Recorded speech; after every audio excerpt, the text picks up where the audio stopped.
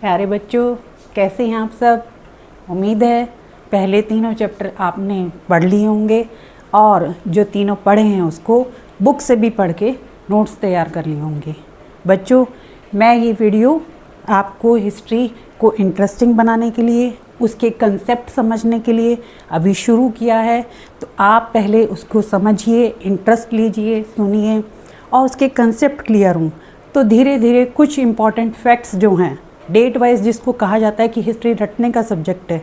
बच्चों, रटना तो हर सब्जेक्ट में, मैथ्स में फॉर्मूला भी याद करना होता है, तो कुछ चीज़ें आप पढ़ते पढ़ते ही याद हो जाएंगी। तो मैं इसीलिए शुरू कर रही हूँ। हम 3 चैप्टर पढ़ चुके हैं अपने पहली बुक के, 3rd चैप्टर पे आते हैं। बच्चों, हमने पहले चैप्टर में इंडस वैली सिविलाइजेशन के बारे में पढ़ा था। इंडस वैली सिविलाइजेशन के बाद जो 2nd चैप्टर आया और हमारा 3rd चैप्टर आया, उन सब का टाइम पीरियड और 4th चैप्टर जो है, इन सब का टाइम पीरियड सेम है, 600 BCE टू 600 CE। आपको ये चैप्टर इतना डीप में उसी टाइम ड्यूरेशन में इसलिए पढ़ाया जा रहा है कि इन 12 सालों में जो भी समाज में हमारे चेंज आया वो सब आप अच्छी तरह समझ पाएँ, क्योंकि इस समय पे जो भी चेंज आया उसका इफ़ेक्ट आज तक भी है।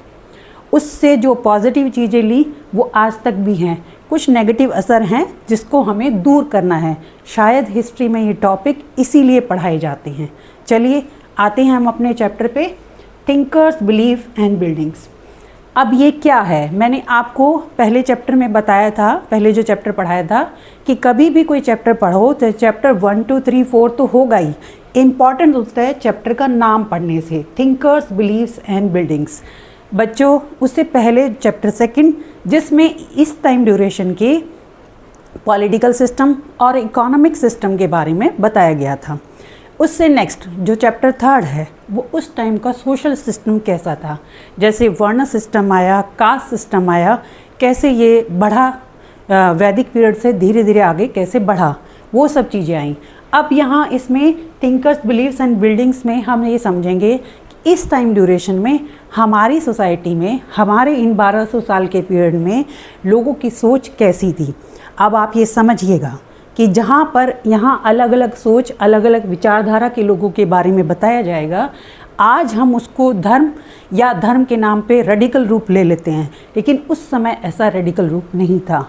उसके लिए वर्ड यूज़ होता है स्कूल ऑफ थॉट, क्योंकि हर इंसान की अलग विचारधारा होती है, एक जैसे नहीं होते हैं।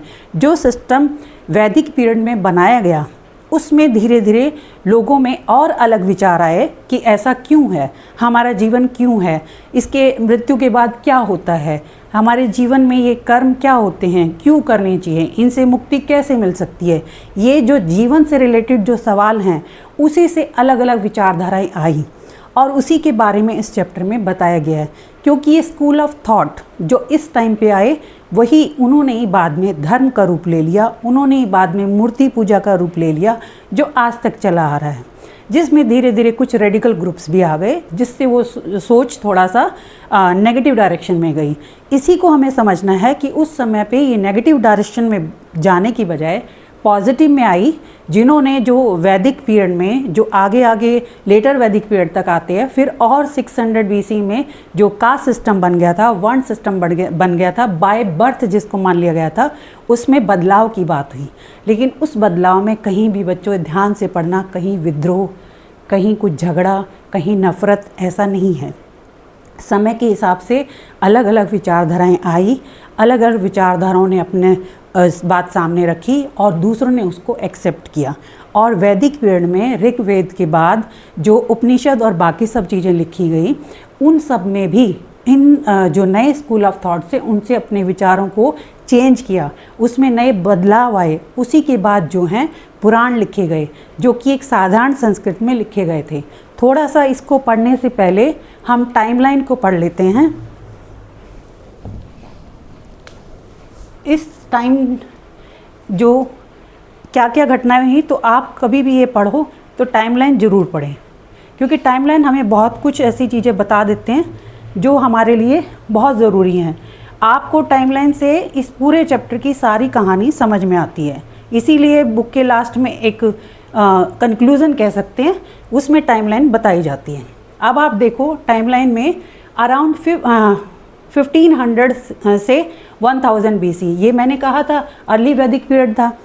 तो अर्ली वैदिक पीरियड में क्या था, अकेला सिर्फ ऋग्वेद लिखा गया था और 4 वेद जो मैंने बताए हैं, ये मैंने इसीलिए बोला कि आप बार बार जब चीज़ों को सुनेंगे पढ़ेंगे तो कुछ चीज़ें वैसे ही याद हो जाएंगी। ये टाइम ड्यूरेशन आपको याद नहीं करना पड़ेगा। पिछले 2 चैप्टर में ये अर्ली वैदिक पीरियड, ये लेटर वैदिक पीरियड, ये उसके बाद जो 600 साल का टाइम ड्यूरेशन है, ये मैं बार बार बोल रही हूँ, तो बार बार में आपको वैसे ही याद हो जाएगा, उसको अलग से रटना नहीं पड़ेगा। तो अर्ली वैदिक पीरियड में पहला ऋग्वेद, एक ही वेद लिखा गया था जिसमें वर्ण सिस्टम के बारे में बताया गया है, लेकिन वो किसके बेस पे था, कलर के बेस पे था। साथ ही वो बाय बर्थ नहीं होता था, कोई भी किसी भी वर्ण में जा सकता है अपनी चॉइस से, जिसको जो पसंद है वो कर सकता है कार्य। इसके बाद 1000 से 500 BC लेटर वैदिक पीरियड में धीरे धीरे सोसाइटी में बदलाव आया। मैं यहाँ स्कूल ऑफ थॉट की बात करूँगी क्योंकि इससे पहले पॉलिटिकल सिस्टम, इकोनॉमिक सिस्टम और सोशल सिस्टम हम पढ़ चुके हैं। यहाँ थिंकर्स बिलीफ, जो विचारधाराएँ आई, लोगों में जो विश्वास जिस चीज़ के प्रति पैदा हुआ और उसके जो प्रूफ हमें मिले, किसके बेस पे हमें पता चला कि ये विचारधाराएँ आई, उसमें बिल्डिंग्स आएंगी, वो पढ़ेंगे। इससे आगे है 6th century BC, early Upanishads, Jainism और बुद्धिज़्म। उसके बाद मैं अभी थोड़ा सा डेट बता देती हूँ, फिर चैप्टर को हम डिस्कस करेंगे। Around 300 BC early stupas, around 600 BC onwards development of Mahayana Buddhism, Vaishnavism, Shaivism and goddess worship tradition. Around 300 CE earliest temples. आप देखिए ये जो है सारी डेट बहुत, अगर इन्हीं को समझ लेंगे तो आपको बहुत कुछ चैप्टर का समझ में आ जाएगा। सबसे पहले हमने अर्ली वैदिक पीरियड, ये तो हम समझ चुके हैं। उसके बाद लेटर वैदिक पीरियड, जितना हमें समझना है बुक के हिसाब से वो हम समझ चुके हैं। 600 BC से हमने पढ़ा था जब हमारे महाजनपद बनने लग गए थे, उसके बाद फिर बड़े बड़े एम्पायर, साम्राज्य बनने लगे थे। इसी टाइम पे अर्ली उपनिषद जो कि ब्राह्मण्स ने लिखे, और जैन रिलीजन और बुद्धिज़्म, ये इसी टाइम पे आए। अब इसके बारे में हम इसमें अच्छी तरह डिटेल में पढ़ेंगे। नेक्स्ट जो बता रखा है 2nd century BC onwards development of Mahayana Buddhism. अब इसमें भी अलग अलग सेक्ट्स, अलग अलग ग्रुप बन गए थे, जैनिज़्म में भी और बुद्धिज़्म में भी, वो आगे बढ़ते गए। और 300 में अर्लीस्ट टेम्पल्स, जो आज बड़े बड़े टेम्पल्स हमारे पुराने एंशंट टाइम के मिलते हैं, जो नॉर्थ में जाओ या साउथ में जाओ देखते हैं, जिसको हम अपने रिलीजियस प्लेस भी बोलते हैं, वो उसी टाइम पे बनने शुरू हुए थे। ये है कि हमने ये हिस्ट्री, ये इस चीज़ की हिस्ट्री कि ये रिलीजन कब आए, कैसे पता किया, ये उसके बारे में है। 1814 में establishment of Indian museum Calcutta. Museum से यहाँ क्यों जिक्र किया गया है, क्योंकि जो भी मोनूमेंट्स, जो भी बिल्डिंग्स यहाँ पे मिली, उसको सेफ रखना, उसको बचाना, उसके बारे में डिटेल निकालना, उसको लिखना, जो वहाँ गए सर्वे किया, उसके जो हैं पिक्चर बनाए, कुछ भी बनाए, उसका रिकॉर्ड जो है वो म्यूज़ियम में रखा गया। और ये सिर्फ हिस्ट्री के लिए था। हमारी जो हिस्ट्री, जो आर्कियोलॉजिकल सर्वे करते थे, जो हमने फर्स्ट चैप्टर में पढ़ा था, ASI बना इंडिया का, वहाँ से ही इसके बारे में बताया गया है। 1834 इसमें क्या है, publication of Ram Raja's essay on the architecture of Hindus Cunningham's identify Sarnath. Sarnath Banaras में, जहाँ की भगवान बुद्ध का फर्स्ट सरमन था, तो वहाँ के बारे में जो है कनिंगम, ये हमने फर्स्ट चैप्टर में पढ़ा था।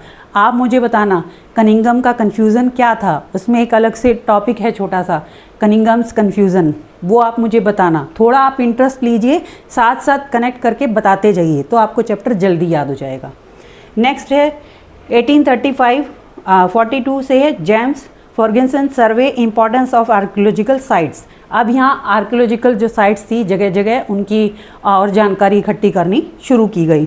नेक्स्ट है 1851 establishment of government museum Madras. Madras में म्यूजियम बना। 1854 Alexander Cunningham's wrote Bhilsa topes, one of the earliest book written on Sanchi. Sanchi पे लिखी गई जो पहली बुक थी। सांची स्तूपा के बारे में बड़ी अच्छी तरह बताया गया है, इसको हम पढ़ेंगे।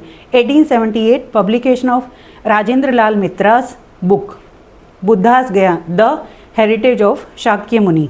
अब बुद्ध के बारे में भी इस टॉपिक में है। तो ये चीज़ें डेट ये बताई गई है कि हमें बुद्ध के बारे में कब से ज़्यादा जानकारी मिलनी शुरू हुई। जो अब हम हिस्ट्री पढ़ेंगे ये हिस्ट्री की जानकारी इस ईयर में हुई। तो ये थोड़ा सा हम पढ़ेंगे तो उससे रिव्यू मिलेगा कि हाँ क्या क्या चीज़ें जो ब्रिटिशर्स के टाइम पे ही हुआ था, ये सब 19th सेंचुरी से 20th सेंचुरी तक की ये डेट हैं। आगे है 1880 में H.H. Cole was appointed curator of ancients monuments. 1888 treasure to act was passed allowing the government to take possessions of the object of archaeological importance. यहाँ पे बेटा ये थोड़ा सा डेट वो तो सर्वे की हैं, ये डेट बड़ी इंपॉर्टेंट है जो हमें समझनी है। H.H. Cole was appointed curator of ancient monuments. जो हमारे एंशियंट मोनूमेंट्स थे जो जगह जगह मिले, जैसे कि सांची का स्तूप के बारे में जिक्र है, कनिंगम ने उसके बारे में बुक लिखी जिसमें सांची के स्तूप की पूरी जानकारी है। तो क्या हुआ था बच्चों, जब ब्रिटिशर्स यहाँ रह रहे थे, ये जगह जगह ऐसी बिल्डिंग, ऐसी मूर्तियाँ, ऐसी चीज़ें देखते थे तो वो उसको किसी चीज़ से कनेक्ट नहीं कर पाते थे कि क्या है। कुछ चीज़ों को देख के वो हैरान होते थे, अच्छा नहीं मानते थे। कुछ चीज़ों को देख के ही लगता था कि ये इतनी अच्छी चीज़ है, तो उसको वो अपने साथ ले जाते थे, वहाँ से अपने घरों में लगाए, गार्डन में लगाए, या लंदन या फ्रेंच जो भी यहाँ रूल करते थे वो अपनी जगह ले जाते थे। तो हमारी बहुत सारी ऐसी पुरानी जो ग्लोरियस हिस्ट्री है उससे रिलेटेड बहुत सारी चीज़ें ऐसे ही चली गई थी। तो यहाँ उन्हीं के बारे में है जो H.H. कोल साहब हैं। उन्होंने कहा था कि हमारी जो पुरानी एंशियंट जो भी मोनूमेंट्स हैं, जो भी हमारे स्कल्पचर्स मिले हैं, उसके बारे में अगर आपको रीडिंग करनी है, उसके बारे में अगर आपको डिटेल जानकारी लेनी है तो उसकी वहाँ से खुदाई करके या उसको वहाँ से उठा के कहीं और नहीं ले जाना है, उसी साइट पे रहने देना है। उसी साइट पे रहेगी तो उसके बारे में हम और अच्छा समझ पाएंगे। ये तो हमारी ग्लोरियस हिस्ट्री को नष्ट करने जैसा है। तो इनकी इम्पॉर्टेंट ये बात है, इसको ध्यान रखना कि किसने कहा था। और उसके बाद वर्क भी हुआ धीरे धीरे। ऐसे हमारी आर्कियोलॉजिकल जो साइट्स थी उस पर इतनी बात इनकी सुनवाई नहीं हुई, लेकिन एक पॉइंट जो है वो क्लिक किया, धीरे धीरे वो चीज़ बढ़ी। वो कैसे बढ़ी वो आगे हम देखेंगे। 1888 ट्रू एक्ट पास, ये क्या था, टेक ऑब्जेक्ट आर्कियोलॉजिकल इम्पोर्टेंस। अब यहाँ पे वही है, आर्कियोलॉजिकल इम्पोर्टेंस के जो सामान है, जो चीज़ें हैं मिली साइट्स पे, उनको ना लेके जाया जाए, उसी के बारे में एक लॉ बना, देखो एक्ट बना 1880 में। जब उन्होंने कहा तो 1888 में ये हुआ। आगे है 20th सेंचुरी। ये 19th सेंचुरी में क्या हुआ, फिर 20th सेंचुरी में 1914 में publication of John Marshall and Alfred Foucher's book the monuments of Sanchi. 1923 publication of John Marshall's book conservation manual. And 1955 prime minister Jawaharlal Nehru led the foundation of the national museum new Delhi. 1989 Sanchi was declare a world heritage site. अब देखो पुरानी जो हमारी 1814, ये उससे पहले की भी हिस्ट्री है, मतलब हिस्ट्री से मतलब जानकारी लेने की हिस्ट्री, कि ये जो टाइम पीरियड है इसके बारे में इस टाइम ड्यूरेशन में पता लगाया गया था। कैसे कैसे पता लगाया वो बता रखा है इसमें। इम्पॉर्टेंट हमारा ये देखो, ये तो ब्रिटिशर्स के टाइम तक का है सारा। 1923 1955 जब हमारे प्राइम मिनिस्टर ने इनिशिएटिव लिया और उन्होंने दिल्ली में जो है इन आर्कियोलॉजिकल साइट्स के बारे में स्टडी करने के लिए और इन सब की सेफ्टी के लिए म्यूज़ियम बनाया, जो कि इंडिया का नेशनल म्यूज़ियम है न्यू दिल्ली में। और 1989 में सांची को, जो भोपाल के पास एक जगह है, वहाँ पे जो स्तूप मिला सांची में, उसको वर्ल्ड हेरिटेज साइट में माना गया, शामिल किया गया। और उसके बाद से उसकी सेफ्टी पे और ज़्यादा ध्यान शुरू हुआ, गवर्नमेंट भी ध्यान देने लगी। अब ये तो थोड़ा सा इसके बारे में हमने टाइमलाइन पढ़ी। टाइमलाइन से बच्चों थोड़ा सा अब मैं आपको डिस्कस करूँगी थिंकर्स और बिलीव्स के बारे में। आपने जो पढ़ा कि अर्ली वैदिक पीरियड में वर्ण सिस्टम था और फिर लेटर वैदिक पीरियड में वर्ण सिस्टम बहुत ही रिजिड हो गया था। धीरे धीरे जो है वर्ण जो हैं अपने बाय बर्थ माने गए थे, और उसमें भी वर्ण में क्या किया गया था कि आपके जो ऑक्यूपेशन है वो भी फिक्स कर दिए गए थे। और उसमें भी अपर लेवल के और लोअर लेवल में, जैसे कास्ट बनी तो उनके प्रोफेशन के हिसाब से कास्ट बना दी गई, लेकिन अनटचेबिलिटी वाली चीज़ आ गई। तो सोसाइटी में कुछ ना कुछ ऐसी ख़राब चीज़ें जो कि एक्सेप्टेंस जिनको नहीं मिलनी चाहिए, क्योंकि ख़राब क्या थी उसमें, जो दास स्लेवरी सिस्टम आ गया था, जिसमें जेंडर, फीमेल्स को जो है वेदों को पढ़ने का अधिकार नहीं है, फीमेल्स को पॉलिटिकल सिस्टम में शामिल होने का अधिकार नहीं है, वहाँ कहीं पे भी उनका नाम नहीं आता है। एक सिर्फ नाम है गुप्ता पीरियड के बारे में, और कहीं भी फीमेल का नाम जो रूल कर रही हूँ कहीं पे भी नहीं है।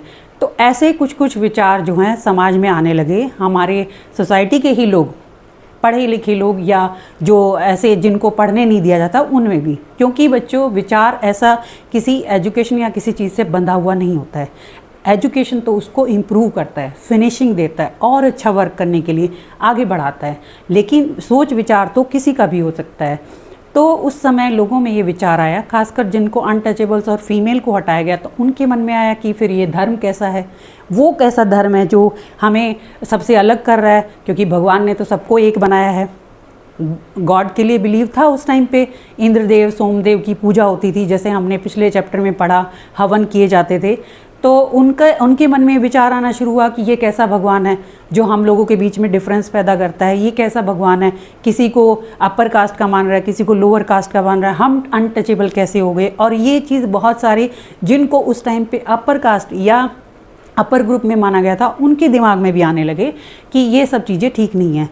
सबसे ज़्यादा शुरुआत हुई सन्यासी जो वनों में रहते थे और जगह जगह जाके लोगों को शिक्षा देते थे, घूमते फिरते विचार उनके शुरू हुए।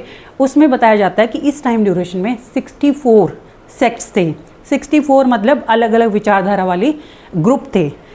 आप ये देखो कितने ज़्यादा थे, 64 थे। और उनमें क्या होता था, आपस में किसी विचारधारा वाले, एक जो गुरु हैं उनके शिष्य हैं, एक जो गुरु हैं उनके शिष्य हैं, वो इधर उधर जाते थे, घूमते प्रचार करते थे, और कहीं पर वनों में एक जगह कुटाग्रशाला जैसी जिसको बनाते वहाँ बैठते थे, और उसमें कुटिया कहें तो ऐसी बनी हुई कुटिया होती थी, उसमें सब बैठते थे और फिर चर्चा होती थी फोर्सफुली। ये आप इस चैप्टर को मैं बार बार पहले भी मैंने बताया, यहाँ पर विचारधारा के नाम पे कोई काम फोर्सफुली नहीं किया गया।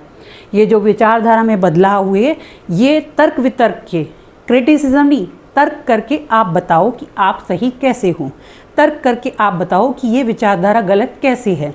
तो वहाँ एक विचारधारा वाले, जैसे वो और उनके गुरु बैठे हैं, उनके शिष्य बैठे हैं, एक तरफ दूसरी विचारधारा वाले गुरु और उनके शिष्य बैठे हैं, वो आपस में किसी विचार पे, किसी चीज़ पे चर्चा कर रहे हैं, जैसे कि जीवन और मृत्यु के बारे में चर्चा कर रहे हैं, ईश्वर ने हम सबको जीवन दिया उसके बारे में चर्चा कर रहे हैं, हमारे कर्म सिस्टम, कौन कैसा कर्म करता है उससे कैसे मुक्ति मिलती है, उस बारे में कोई भी विषय हो सकता है, उसके बारे में जब चर्चा करते हैं और एक गुरु दूसरे गुरु को अपनी विचारधारा से इन्फ्लुएंस कर पाता है कि हाँ भाई ये गुरु ठीक कह रहा है, इनके विचार ठीक हैं, और दूसरा गुरु इस चीज़ को एक्सेप्ट करता है और फिर वो उनका शिष्य बन जाता है, और इस तरह वो गुरु और उनके शिष्य इसी ग्रुप में शामिल हो जाते हैं।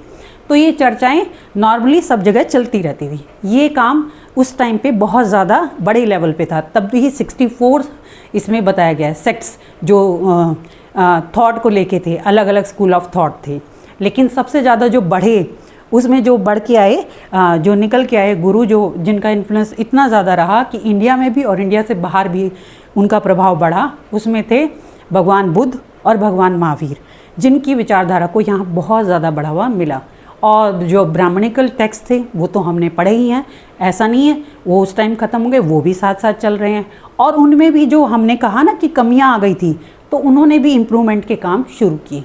उन्होंने भी सोसाइटी में इम्प्रूवमेंट कैसे किया जाए, उसके लिए क्या काम करना चाहिए कि लोगों को ऐसे मतलब अनटचेबल में ना डालें, ऐसे ग्रुप में ना डालें जिससे वो सोसाइटी से अलग हो जाएं, वो चीज़ें ना करें। तो उसके लिए उन्होंने भी वर्क किया। और फिर पूजा का सिस्टम यहाँ से शुरू हुआ। इससे पहले पूजा सिस्टम नहीं था, हवन होते थे। हमने पढ़ा था वैदिक पीरियड में, और इसमें भी थोड़ा इंट्रोडक्शन में स्टार्टिंग में बताया गया है कि जो पहले क्या होता था, बहुत सारे लोग ग्रुप में एक साथ जो हैं पूजा करते थे, हवन करते थे। उसके बाद जो हैं आप पर्सनल लेवल पे, गृहपति जो अपने घर में हवन करा रहा है, सब अपने अपने उस पे करा रहे हैं।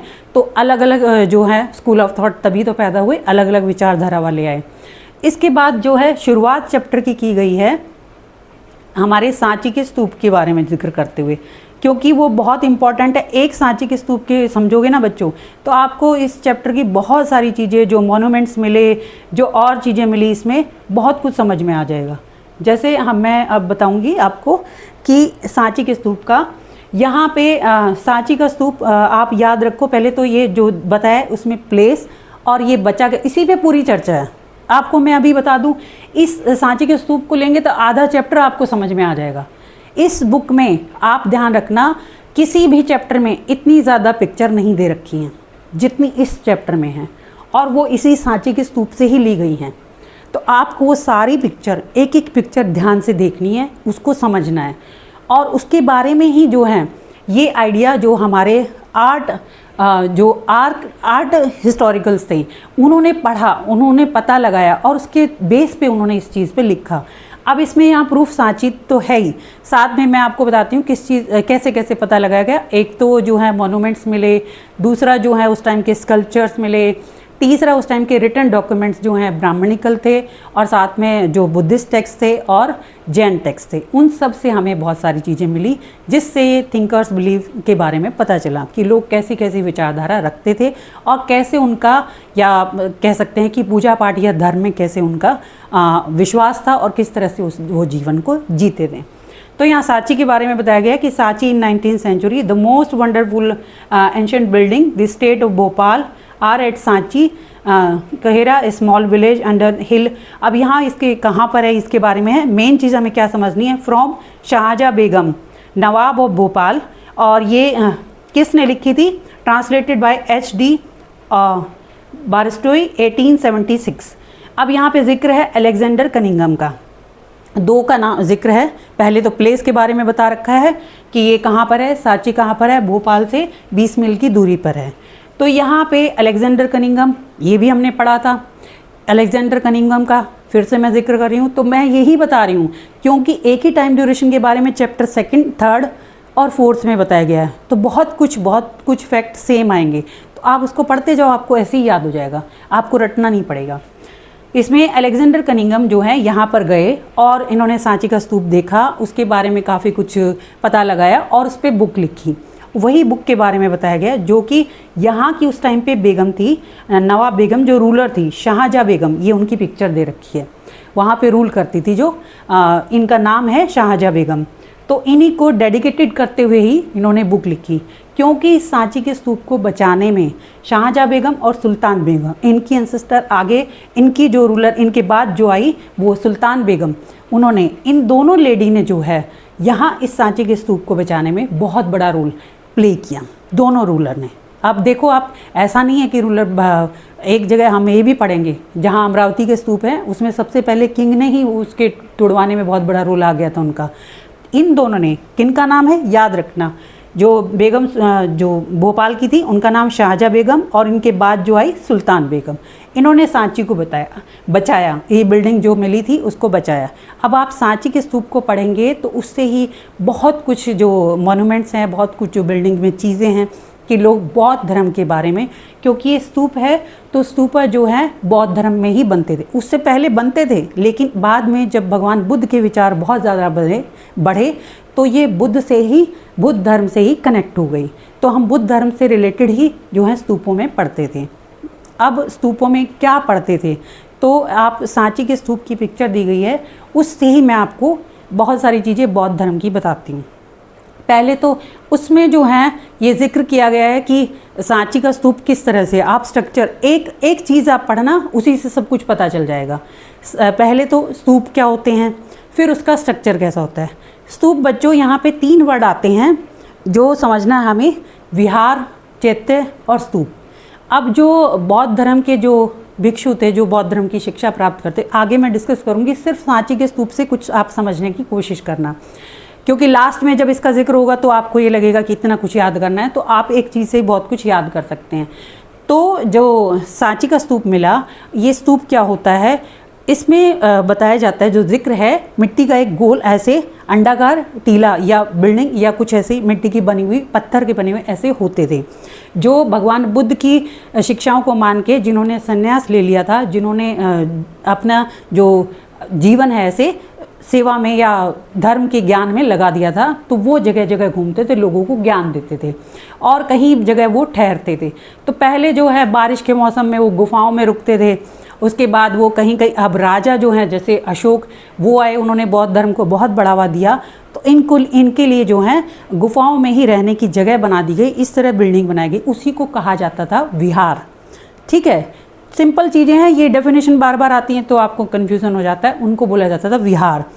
अब उस विहार में ही अंदर ऐसी जगह, आप ये समझो एक ऐसा रूम जहाँ पे बहुत शांति है, बहुत ऐसा है, सुकून से वो अपना ध्यान में लग सकते हैं, पूजा कर सकते हैं, मतलब मंदिर की तरह समझो, लेकिन मंदिर नहीं था, उसमें वो जाके शांति से अपना ध्यान में लग सकते हैं, जिसमें भगवान बुद्ध की कई जगह पिक्चर दिखा रखी है। तो वो ध्यान जिस जगह लगाते थे उसको कहा जाता था चैत्य। और जो वो बड़ी जगह, जो फिर उसके बाद पहली चीज़ चैत्य, वो जगह इस स्तूप के अंदर विहार बने, विहार के अंदर ही उन्होंने अपनी ऐसी जगह बनाई जहाँ पे वो ध्यान करते थे सारे। अब ये जो विहार हैं ये एक बड़े बिल्डिंग का रूप ले रहे थे राजाओं ने, क्योंकि जैसे जैसे बौद्ध धर्म बढ़ा तो राजाओं ने इन सन्यासियों के लिए, इन भिक्षु और भिक्षुणियों के लिए, आप ये वर्ड बार बार पढ़ेंगे तो आप समझ लीजिए कि बौद्ध धर्म को जो मानते थे और जो अपना घरेलू जीवन, अपनी गृहस्थी को छोड़ के सन्यास का जीवन जीते थे और अपने ज्ञान का प्रचार सब जगह करते थे, उनको बौद्ध धर्म में भिक्षु और भिक्षुणी कहा जाता है। तो भिक्षु और भिक्षुणी से ही मतलब ये आगे आया कि वो जहाँ जहाँ जाते थे, बारिश के मौसम में कहाँ रुके, वो गुफाओं में रुकते थे, तो और जगह रुकने लगे तो राजाओं ने उनके लिए विहार बनवाए, जो जहाँ जिस जगह पे रहते थे उसको क्या कहा जाता था, विहार। और जिसके अंदर उस विहार में ही जो जगह जहाँ पे वो ध्यान लगाते थे उसको कहा जाता था चैत्य। और उस विहार की ही अब बड़ी बिल्डिंग, अंडाकार शेप में बड़ी बिल्डिंग बननी शुरू हुई, जिसको कहा गया स्तूप। ठीक है, जो अंडाकार एक टीला कहा गया स्तूप। अब ये स्तूप इतने अच्छे तरीके से बनाया जाता था, ऐसे अंडाकार शेप में एक स्तूप होगा, उसके ऊपर एक छतरी एक ऐसी लगी होगी, उसके जो हैं चारों तरफ रेलिंग होगी सेफ्टी के पर्पज़ से, और उसके बाद उसके 4 गेट होंगे चारों डायरेक्शन में, नॉर्थ साउथ ईस्ट वेस्ट सब तरफ चारों गेट होंगे जहाँ से एंट्री होती है, और उसके बाद वो सन की डायरेक्शन में ही मूव करते हैं, उसकी जैसे पूजा करते हो या ध्यान करते हो, जो भी उन्होंने मानते थे। अब यहाँ ये चीज़ आपको समझ में आई कि चैत्य क्या है, विहार क्या है और स्तूपा क्या होते हैं। स्तूपा को बनाने में किन का सबसे बड़ा रोल रहा, राजाओं ने बनवाए, आम जनता के भी हैं, उसमें हम पढ़ेंगे।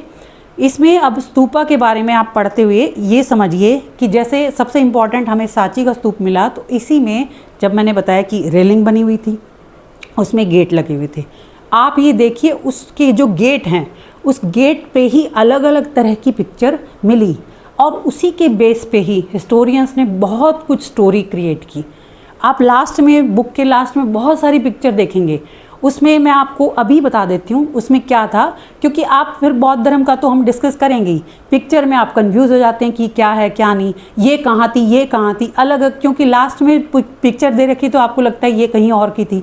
ये सब बच्चों एक ही जगह की है। अब ऐसा नहीं है, ऐसी और जगह भी मिली, लेकिन सबसे ज़्यादा बढ़िया स्ट्रक्चर जो बचा रह गया, हमने डिस्कस किया था, जिक्र किया था कि बहुत सारा टूट गया, समय के साथ नष्ट हो गया, और कुछ जो हैं जो यहाँ रूल करते थे, फ्रेंच लोग हो, ब्रिटिशर्स लोग हों, तोड़ के अपने यहाँ ले गए या फिर उन्होंने अपने गार्डन में कहीं भी लगाया। सबसे ज़्यादा सेफ जो है इनकी वजह से, जो नवाब और भोपाल की जो बेगम थी, शाहजहाँ बेगम, उन्होंने इसको बचाया, उन्होंने सेफ्टी का काम किया। तो सांची के स्तूप में ही मैंने क्या बताया, विहार जहाँ पे वो रहते थे, उसके अंदर वो जगह जहाँ पे वो ध्यान लगाते थे उसको चैत्य कहा जाता था। फिर उसके बाद चारों तरफ रेलिंग होती थी और एक बड़ा स्ट्रक्चर जो बन के आता था और उसके गेट लगे होते थे चार तरफ, उसको स्तूप बोला गया। ठीक है, अब यहाँ जो लास्ट में, बुक के लास्ट में पिक्चर दे रखी ना, उसको समझना। जो गेट हैं, चारों गेट अलग अलग, उन गेट पे ही बहुत सारी अलग अलग पिक्चर बनाई गई हैं। जैसे उसमें जो हैं एक हाथ, दो तरफ हाथी हैं और एक महिला है, उसके ऊपर पानी छिड़क रहे हैं या राज्याभिषेक जैसे करते हैं उस तरह से है। एक शाल बंजिका का है पिक्चर जिसमें एक महिला पेड़ से ऐसे लटकी, उसमें बताते हैं कि वो शाल बंजिका जो है वो एक क्या कहते हैं, एक शुभ उसका वो माना जाता है कि वो जिस चीज़ को पेड़ पौधों को छूती है तो वो फूल निकल आते हैं, फल निकल आते हैं। और उसके अलावा उसमें जो पिक्चर है इसमें बौद्ध धर्म से रिलेटेड जो हम पढ़ेंगे बौद्ध का, वो बताएंगे कि क्या क्या सिंबल वो मिले। और उसमें जो है पिक्चर जो जिन पिक्चर के बेस पे जानकारी मिली वो हम थोड़ा सा आगे बौद्ध धर्म का जब पढ़ेंगे तो समझेंगे। जो मैंने अभी बताया वो आपको क्लियर हुआ कि एक ही जो बिल्डिंग है सांची के स्तूप से, एक ही स्तूप है, उससे हमें बौद्ध धर्म के बारे में बहुत कुछ पता चलता है।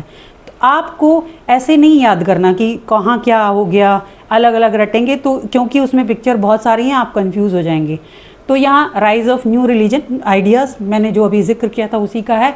Emergence of new philosophies around 600 BC many thinkers questioned old वैदिक rituals.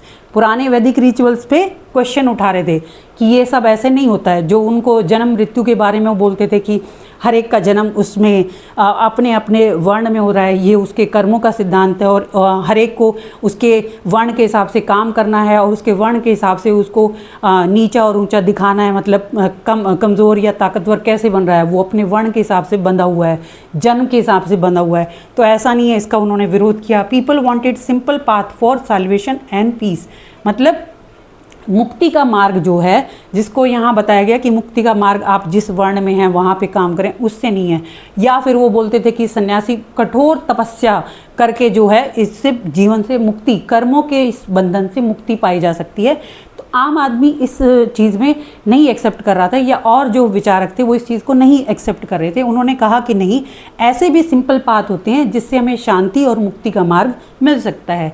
New religions like Buddhism and Jainism became popular. अब ये इसीलिए पॉपुलर हुए क्योंकि जो यहाँ पे कमियाँ आ गई थी वैदिक रिचुअल्स में, उसको कहीं ना कहीं बात रखने लगे लोग कि ये एक्सेप्टेड नहीं है। और उसके बाद जो विचारधारा बौद्ध धर्म में आई, जैन धर्म में आई, उसको सबसे ज़्यादा एक्सेप्टेंस मिली। These religions focused on morality, truth and non violence. यहाँ इंपॉर्टेंट है ये चीज़ याद रखना, ये रिलीजन किस बात पे फोकस करते थे? मोरालिटी पे, ट्रूथ पे और नॉन वायलेंस पे। वहाँ कहीं ना कहीं वायलेंस भी था, क्योंकि वर्ण जो बना क्षत्रिय वर्ण है, तो क्षत्रिय वर्ण को काम दिया गया कि युद्ध करना काम है, राज्य को बढ़ाना उनका काम है, न्याय देना उनका काम है और सुरक्षा करना उनका काम है। लेकिन कहीं ना कहीं वहाँ वो वायलेंस वाली चीज़ आ रही थी। और यहाँ पे इन्होंने क्या कहा कि इंसान का जीवन जो है, अब बेटा बात यह है कि सुरक्षा काम तो करेंगे, वो अपने राज्य को बढ़ाने का काम करेंगे, लेकिन वहाँ कहीं ना कहीं वायलेंस का जिक्र है। यहाँ ये मानते हैं कि मॉरलिटी जो है वो इंसान के हर इंसान के विचारों में होनी चाहिए। अब हर कोई जो है मॉरल विचारों को अपनाएगा, नॉन वायलेंस अहिंसा को अपनाएगा और सच्चाई के रास्ते पे चलेगा, तो ऐसे युद्ध के हालात कहीं पे भी पैदा नहीं होंगे। इसलिए इम्पॉर्टेंट है। और ये आम आदमी को ऐसे विचार बहुत पसंद आते हैं, क्योंकि साधारण जीवन में वो इतने कष्ट वाला जो है तपस्या करके वो उसको नहीं पा सकते थे। इसी वजह से जो है ये विचार इतने फेमस हुए। आगे बढ़ते हैं, गौतम बुद्ध एंड बुद्धिज़्म। गौतम बुद्ध का तो पहले भी आप लोग छोटी क्लासेस में सुनते आए होंगे, पढ़ते आए होंगे, लेकिन फिर भी हम थोड़ा पढ़ते हैं। Gautam Buddha and Buddhism. Teaching of Buddha. Gautam Buddha was born at Lumbini. He taught the middle path to avoid extreme luxury and hardship. His main teachings were four noble truths, eightfold path, ahimsa and compassion. Buddhism spread rapidly across India and Asia. अब यहाँ पे मैंने ये बताया ना लुम्बिनी, और मैं पहले जिक्र कर रही थी कि वहाँ जो सांची का स्तूप है उसमें गेट हैं, उन पे अलग अलग तरह की पिक्चर बनी हुई है, जो चीज़ें अलग अलग सिंबल साइन बताते हैं। तो ये याद रखना है, जैसे लुम्बिनी है वहाँ पे जो पिक्चर बनी है तो कुछ साइन उसमें दे रखे हैं। जैसे गौतम बुद्ध को जहाँ उनका जन्म हुआ लुम्बिनी, तो उसके बारे में जो पिक्चर है, पहले हर जगह जो पिक्चर बनी है उसमें जो पहले बनती थी पिक्चर, उसमें कहीं भी गौतम बुद्ध की मूर्ति या वो सब नहीं बनती थी, पहले किसी और चीज़ से उसको बनाया जाता था। फॉर एग्ज़ाम्पल, जहाँ उन्होंने फर्स्ट सरमन दी, पहली बार जो उनका ज्ञान का वो प्लेस था जहाँ पे शिक्षा दी, वो था सारनाथ। तो वहाँ पे धर्म चक्र परिवर्तन, तो वो मूर्ति जो पिक्चर है वो बनाई गई है, उसमें धर्म चक्र बनाया गया है और जिसके चारों तरफ बाकी हैं वो पिक्चर आप देखना। तो ये क्या है, एक सिंबल है, वहाँ पे सिंबल यूज़ किए गए हैं। बुद्धिज़्म के बारे में रिटन डॉक्यूमेंट बाद में मिले, रिटन चीज़ें बाद में मिली, पहले वो पिक्चर के सिंबल में ही थी, क्योंकि भगवान बुद्ध ओरली ही जगह जगह जाके उस चीज़ का, अपने विचारों का प्रचार करते थे और उनके ज़िंदा रहते हुए कोई बौद्ध धर्म से रिलेटेड कोई भी टेक्स्ट नहीं मिला। उनके महापरिनिर्वाण के बाद जो उनके शिष्य थे उन्होंने भगवान बुद्ध के विचारों को लिखना शुरू किया और उसी से ही जो है पिक्चर भी इसी बेस पे बनी कि जब उनको फर्स्ट सरमन दी तो उसके लिए धर्मचक्र परिवर्तन वो बना दिया गया जो सारनाथ में है। उसके साथ जहाँ पे उनको ज्ञान प्राप्त हुआ है बोध गया, तो वहाँ पे ट्री, बोध गया ट्री, वहाँ ट्री के नीचे बैठे हैं लोग, भगवान बुद्ध को ज्ञान प्राप्त हुआ, वहीं सब उसको ज्ञान को उनसे लेने के लिए बैठे हैं। तो ये सिंबल के रूप में उनकी कहानी को पूरा बताया गया था। फिर उसके बाद जो है उनका आप 4 इनकी जगहों का इम्पॉर्टेंट है, इन चारों जगह पे बहुत बड़े बड़े स्तूप जो हैं बनाए गए। सबसे ज़्यादा फेमस स्तूप यहीं पे बने जो इनके 4 प्लेस फेमस रहे। पहला लुम्बिनी जहाँ उनका जन्म हुआ, दूसरा जहाँ बोध गया जहाँ पे उनको ज्ञान प्राप्त हुआ, तीसरा फर्स्ट सरमन उन्होंने जहाँ पे उन्होंने पहला अपनी शिक्षा दी, ये सारनाथ, और इसके अलावा बाद में लास्ट जहाँ उनको महापरिनिर्वाण मिला कुशीनगर। 4 जगह पे बहुत अच्छे स्तूप, बहुत सारी बिल्डिंग, बहुत सारे स्कल्पचर मिले, जिससे हमें प्रूफ मिलता है कि गौतम बुद्ध के प्रचार किस तरह से, उनके जो उनसे रिलेटेड जो ये तो इम्पॉर्टेंट जगह हैं, उसके साथ साथ जो उनका सामान या जो उनकी कहते हैं बॉडीज़, जो उनकी पहचान जो थी, जहाँ जहाँ वो गए वहीं पे ही जो है फेमस बिल्डिंग, स्कल्पचर, बहुत सारे प्रूफ वहाँ पे मिले और लोग उनको बड़े श्रद्धा भाव से मानते थे, वहाँ जाते थे, वहाँ उनको ध्यान लगाते थे, उनकी बात को सुनते थे, क्योंकि उनके शिष्य वहाँ सब जगह प्रचार कर रहे थे। तो ये जगह जो है बहुत फेमस रही। इसमें मैप दे रखा है कि कहाँ कहाँ लुम्बिनी है, सारनाथ है, फिर साउथ में भी है, सब जगह जहाँ जहाँ वो गए उन सब जगहों पे जो स्तूप बने हुए हैं, उसमें अमरावती के स्तूप का भी जिक्र है, वो आपको जगह उसमें मिल जाएंगी। इसमें मैंने बताया ना क्या क्या, गौतम बुद्ध के जन्म लुम्बिनी, फिर उनको जब ज्ञान प्राप्त हुआ बोध गया, फर्स्ट सरमन सारनाथ, और उसके साथ जो है उनका महापरिनिर्वाण कहाँ पे, कुशीनगर, ठीक है। और इसके अलावा जहाँ जहाँ वो गए, अब इनका थोड़ा सा आपको वैसे याद रखना है कि ये शाक्य जो हैं अपने राजा के यहाँ ये पैदा हुए थे, और थोड़ा सा इनकी कहानी की तरह बताया गया है कि ये जब पैदा हुए तो इनकी माँ नहीं रही, उनकी उसी टाइम मृत्यु हो गई थी। तो इनकी जो मौसी हैं, जो इनकी मदर रही, उन्होंने ही इनको पाला था। और उस टाइम पे जो कहते हैं ना, राजा के यहाँ जब वो हवन होता है या कुछ होता है, जो उनके जो गुरु होते हैं, जो राजगुरु होते हैं राज्य में रहने वाले, साथ में उन्होंने बताया कि ये आपका पुत्र, राजा को, इनके पिता को बताया कि आपका पुत्र या तो जैसे दुनिया को जीतने वाला, बहुत बड़े साम्राज्य को प्राप्त करने वाला ऐसा राजा बनेगा, या ये जो है अपना जैसे इसका मन इस चीज़ में नहीं लगेगा तो ये बहुत बड़ा सन्यासी बनेगा। अब राजा जो थे इस चीज़ से परेशान हो गए कि मेरा अकेला ये पुत्र है और यही सन्यासी बन जाएगा तो मेरे साम्राज्य को आगे कौन चलाएगा, ठीक है। तो उन्होंने क्या किया कि मेरे बेटे को दुनिया का कोई भी दुख, कोई भी परेशानी जीवन में कभी देखने को ना मिले, क्योंकि सन्यासी ज़्यादातर उनको ऐसा लगता था कि वही जो साधारण इस जीवन से परेशान हो जाते हैं तो ईश्वर की प्राप्ति के लिए वनों में जाते हैं, वहाँ ज्ञान प्राप्त करते हैं। तो इन्होंने महल में ही उनको रखा, महल में ही सारी सुविधाएं उनको प्रोवाइड कराई और वहीं पे ही रहते रहते उनकी शादी हुई, उनका बेटा हुआ। एक बार वो, ये कहानी के रूप में ही है सब उनके बारे में, एक बार वो अपने रथ पे बैठ के उन्होंने कहा कि मुझे अपने शहर में, अपने राज्य में घुमा दो। तो वो एक बार वहाँ राज्य में घूमने गए तो वहाँ उनको क्या हुआ, सबसे पहले एक बूढ़े बुज़ुर्ग को देखा जो कि बहुत दुखी था, अपने बुढ़ापे में जो शरीर ख़राब हो जाता है, परेशानी होती है शरीर में, तो तकलीफ़ देख के वो बहुत दुखी हुए। दूसरा उन्होंने क्या देखा कि एक बीमार इंसान को देखा, तो बीमार भी बहुत परेशान है, अपने जीवन से दुखी है। फिर एक किसी की मृत्यु हो गई थी, उसको ले जाते हुए देखा जिसके आसपास सब रो रहे हैं, तो वहाँ भी दुख है। तो उन्होंने देखा ये संसार तो दुखों से भरा हुआ है, कोई बूढ़े होने की वजह से दुखी है, कोई बीमार होने की वजह से दुखी है, किसी की मृत्यु हो गई तो दुखी हैं बाकी सब, तो ये संसार दुख से भरा हुआ है, इसका समाधान क्या है। अब वहाँ पे थोड़े टाइम में घूमते घूमते उनको एक सन्यासी भी मिला, जिसको अपने बुढ़ापे से, अपनी बीमारी से, जिनको मृत्यु का किसी तरह का कोई डर, कोई दुख, कोई परेशानी नहीं है, और वो सामान्य जीवन बहुत हल्के अपने मन के साथ शांत होके इधर उधर जाता है, घूमता है। तो भगवान बुद्ध को ये लगा कि यही जीवन सबसे अच्छा है। अगर संसार ये दुखों से भरा है तो उसका समाधान क्या है? उसका समाधान यही है। इसी वजह से भगवान बुद्ध जो हैं अपना राज्य, अपना राज दरबार सब छोड़ के, राज्य छोड़ के वनों में चले गए और उन्होंने वही सन्यासी जीवन जीना शुरू किया और ज्ञान प्राप्त करने के लिए प्रयास शुरू किए। इसमें बताते हैं कि बच्चों, जब भगवान बुद्ध शुरू में जगह जगह घूमे, कई सालों तक घूमे और उन्होंने बहुत कष्ट वाला जीवन खुद अपने लिए तैयार किया कि बिल्कुल बहुत समय तक कुछ खाया नहीं है, बहुत समय तक ठंड, गर्मी, बरसात सब झेल रहे हैं, अपने शरीर को ऐसा कष्ट वाला बना रहे हैं। तो उनको लगता था कि ऐसे इस तरह से ही मुझे मोक्ष की प्राप्ति होगी। एक बार तो बताते हैं उनकी हालत इतनी ज़्यादा ख़राब हो गई थी कि वो बस मरते मरते ही बचे थे। फिर धीरे धीरे उनको समझ में आया, इतना कष्ट पाने के बाद भी उनको ईश्वर का वो ज्ञान नहीं प्राप्त हुआ। फिर बताते हैं कि वो बोध गया, जहाँ पे उनको ज्ञान प्राप्त हुआ, बहुत सालों, बहुत टाइम तक वहाँ उन्होंने अपना ध्यान लगाया और जिससे उनको ईश्वर का वो ज्ञान प्राप्त हुआ। तो उन्होंने जब ये चीज़ पाई कि बहुत ज़्यादा कष्ट अपने शरीर को देके, बहुत ज़्यादा ऐसे जीवन जी के भी जो है हमें ईश्वर का ज्ञान प्राप्त नहीं होता है। इसी से उनके खुद के अनुभव के बेस पे ही समाज के लिए भी उन्होंने ये चीज़ तैयार की कि आप अपने जीवन को बहुत ज़्यादा कष्ट में बना देंगे तो भी आपको ईश्वर की प्राप्ति नहीं होगी।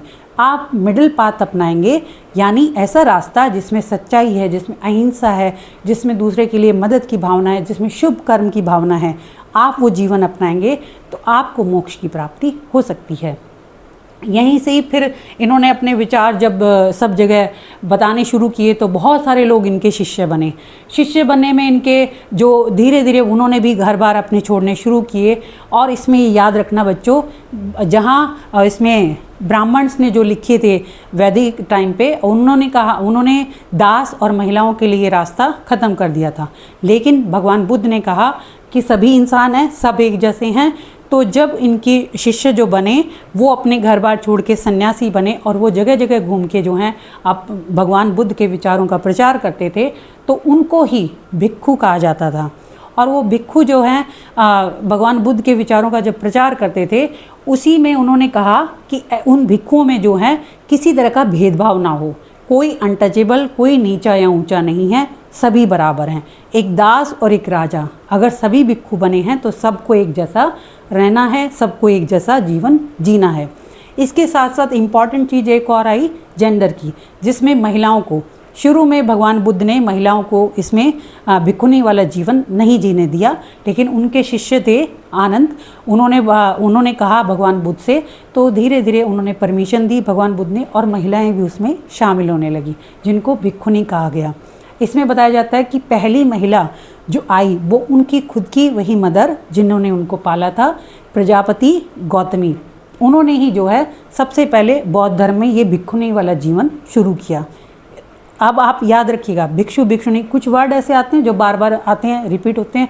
तो जिन्होंने भगवान बुद्ध की शिक्षा प्राप्त करके अपना जो गृहस्थ जीवन है उसको छोड़ के और वनों में घूमना या जगह जगह जाके ऐसा धर्म का प्रचार करना शुरू किया, तो उनको भिक्खु और भिक्खुनी कहा जाता था। ये भिक्खु और भिक्खुनी जहाँ जहाँ रुकते थे, अब ये विहार उसी समय वहाँ बनने लगे थे जहाँ जहाँ वो ठहरते थे। तो उनके बारे में थोड़ा सा दे रखा, उनकी लाइफ के बारे में कि भिक्खु और भिक्खुनी कैसा जीवन जीते थे या उनको कैसा जीवन जीना चाहिए।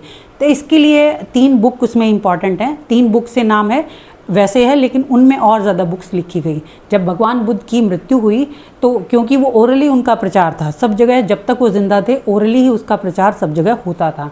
लेकिन जब उनकी मृत्यु हुई तो उनके शिष्यों ने उनके विचारों के हिसाब से बुक्स लिखनी शुरू की, जिसमें त्रिपिटक मतलब एक बास्केट, 3 बास्केट जिसमें अलग अलग विचारों को जोड़ा गया, जिसमें विनय पिटक, सुत पिटक और अभिधम पिटक। विनय पिटक जिसमें कि भगवान बुद्ध ने बोला कि जो संघों में, संघ मतलब वो ग्रुप जिसमें वो भिक्खु और भिक्खुनी आके शामिल होते हैं, वैसा जीवन जीते हैं और जगह जगह प्रचार करते हैं। तो जिसमें पहले में विनय पिटक में भिक्खु और भिक्खुनियों के लिए जीवन का नियम बताया गया कि उनको कैसे जीना है। और दूसरा है सुत्त पिटक, जिसमें भगवान बुद्ध की जो विचार हैं, ज्ञान है, वो बताए गए। और अभिधम पिटक में, अभिधम पिटक जो तीसरा है, उसमें जो है उनकी फिलॉसफिकल विचारधारा जो है उसके बारे में जिक्र किया गया। इनके भी सब पार्ट रहे हैं बच्चों, इसमें भी बहुत सारी डिटेल है। और उनके जो पहले में तो नियम ही बताए गए हैं, लेकिन उससे आगे की जो चीज़ें हैं, जिसमें कि विनय पिटक के अलावा जो बाकी दो हैं, अभिधम पिटक और सुत्त पिटक, इसमें जो हैं बहुत सारे उनके विचारों को कहानी के रूप में बताया गया है। जगह जगह बहुत सारी कहानियों का जिक्र है, बॉक्स में बहुत सारी कहानियां हैं, और उन कहानी से ही जो हैं हिस्टोरियंस ने पता लगाया कि महात्मा बुद्ध के क्या विचार थे। अब आप बच्चों ये याद रखना कि कहानी के रूप में क्यों थे। भगवान बुद्ध के विचार हम पढ़ रहे हैं कि वो साधारण जनता को पसंद आए थे और ज़्यादातर लोगों ने उसको एक्सेप्ट किया था। उसके पीछे क्या कारण था, बौद्ध धर्म इतना ज़्यादा बड़े लेवल पे क्यों बढ़ा। पहली चीज़, भगवान बुद्ध ने ये लोगों में जो भेदभाव था ऊपर नीचे वाला कि अनटचेबल हैं, लोअर कास्ट है, अपर कास्ट है, इन सब चीज़ों को ख़त्म किया तो सभी लोग उसमें शामिल हो सकते थे।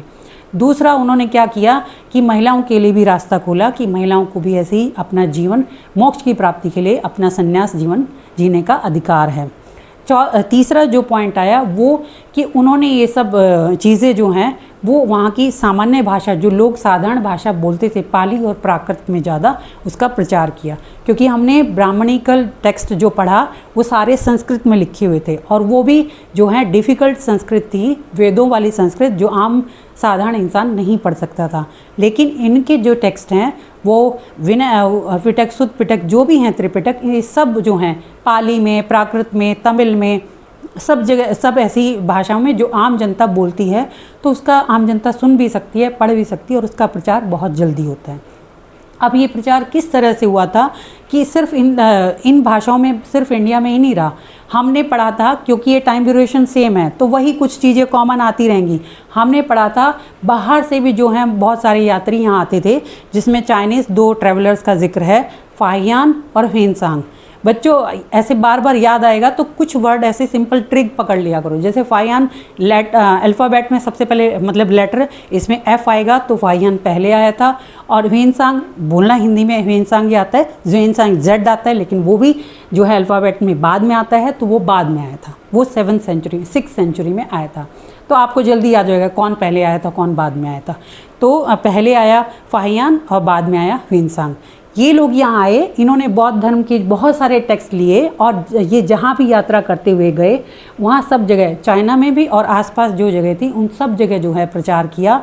और इससे आप आज भी देखिए, जो हमारा इंडिया के साथ साथ श्रीलंका है, बर्मा है, फिर उसके बाद जिसको म्यांमार कहते हैं, उसके बाद मलेशिया, इंडोनेशिया, थाईलैंड और चाइना, जापान तक सब जगह बौद्ध धर्म का प्रचार हुआ। ये जो हमारे भिक्खु और भिक्खुनी थे ये भी गए, जो ट्रैवलर्स थे वो भी गए, और हमारे यहाँ जो ट्रैवलर्स थे, जो ट्रेडर्स थे, हमने पढ़ा था ना बहुत सारे हमारे यहाँ ट्रेडर्स थे जो बाहर दुनिया में अलग अलग जगह, वेस्ट एशिया में, ईस्ट एशिया में, यूनान तक सब जगह अपना सामान बेचते थे। तो जहाँ जहाँ रुकते थे, क्योंकि अब ऐसा तो नहीं था उस टाइम पे कि वो फ्लाइट में बैठे और पहुँच गए, तो वो कई कई जगह, जैसे मान लो यहाँ से हम पढ़ रहे हैं लुम्बिनी, या किसी जगह को पढ़ रहे हैं हम भोपाल से ट्रेडर जो हैं बहुत सारे, एक ट्रेडर तो अपने साथ ऐसे नहीं जा सकता, ट्रेडर जो हैं अपने बहुत सारे लोगों के साथ, अपने साजो सामान के साथ सामान लेके चलता है, जो भी जानवर जिनको पे सामान ला सकता है उनके साथ चलता है, साथ में अपने खाने पीने का भी रखते हैं।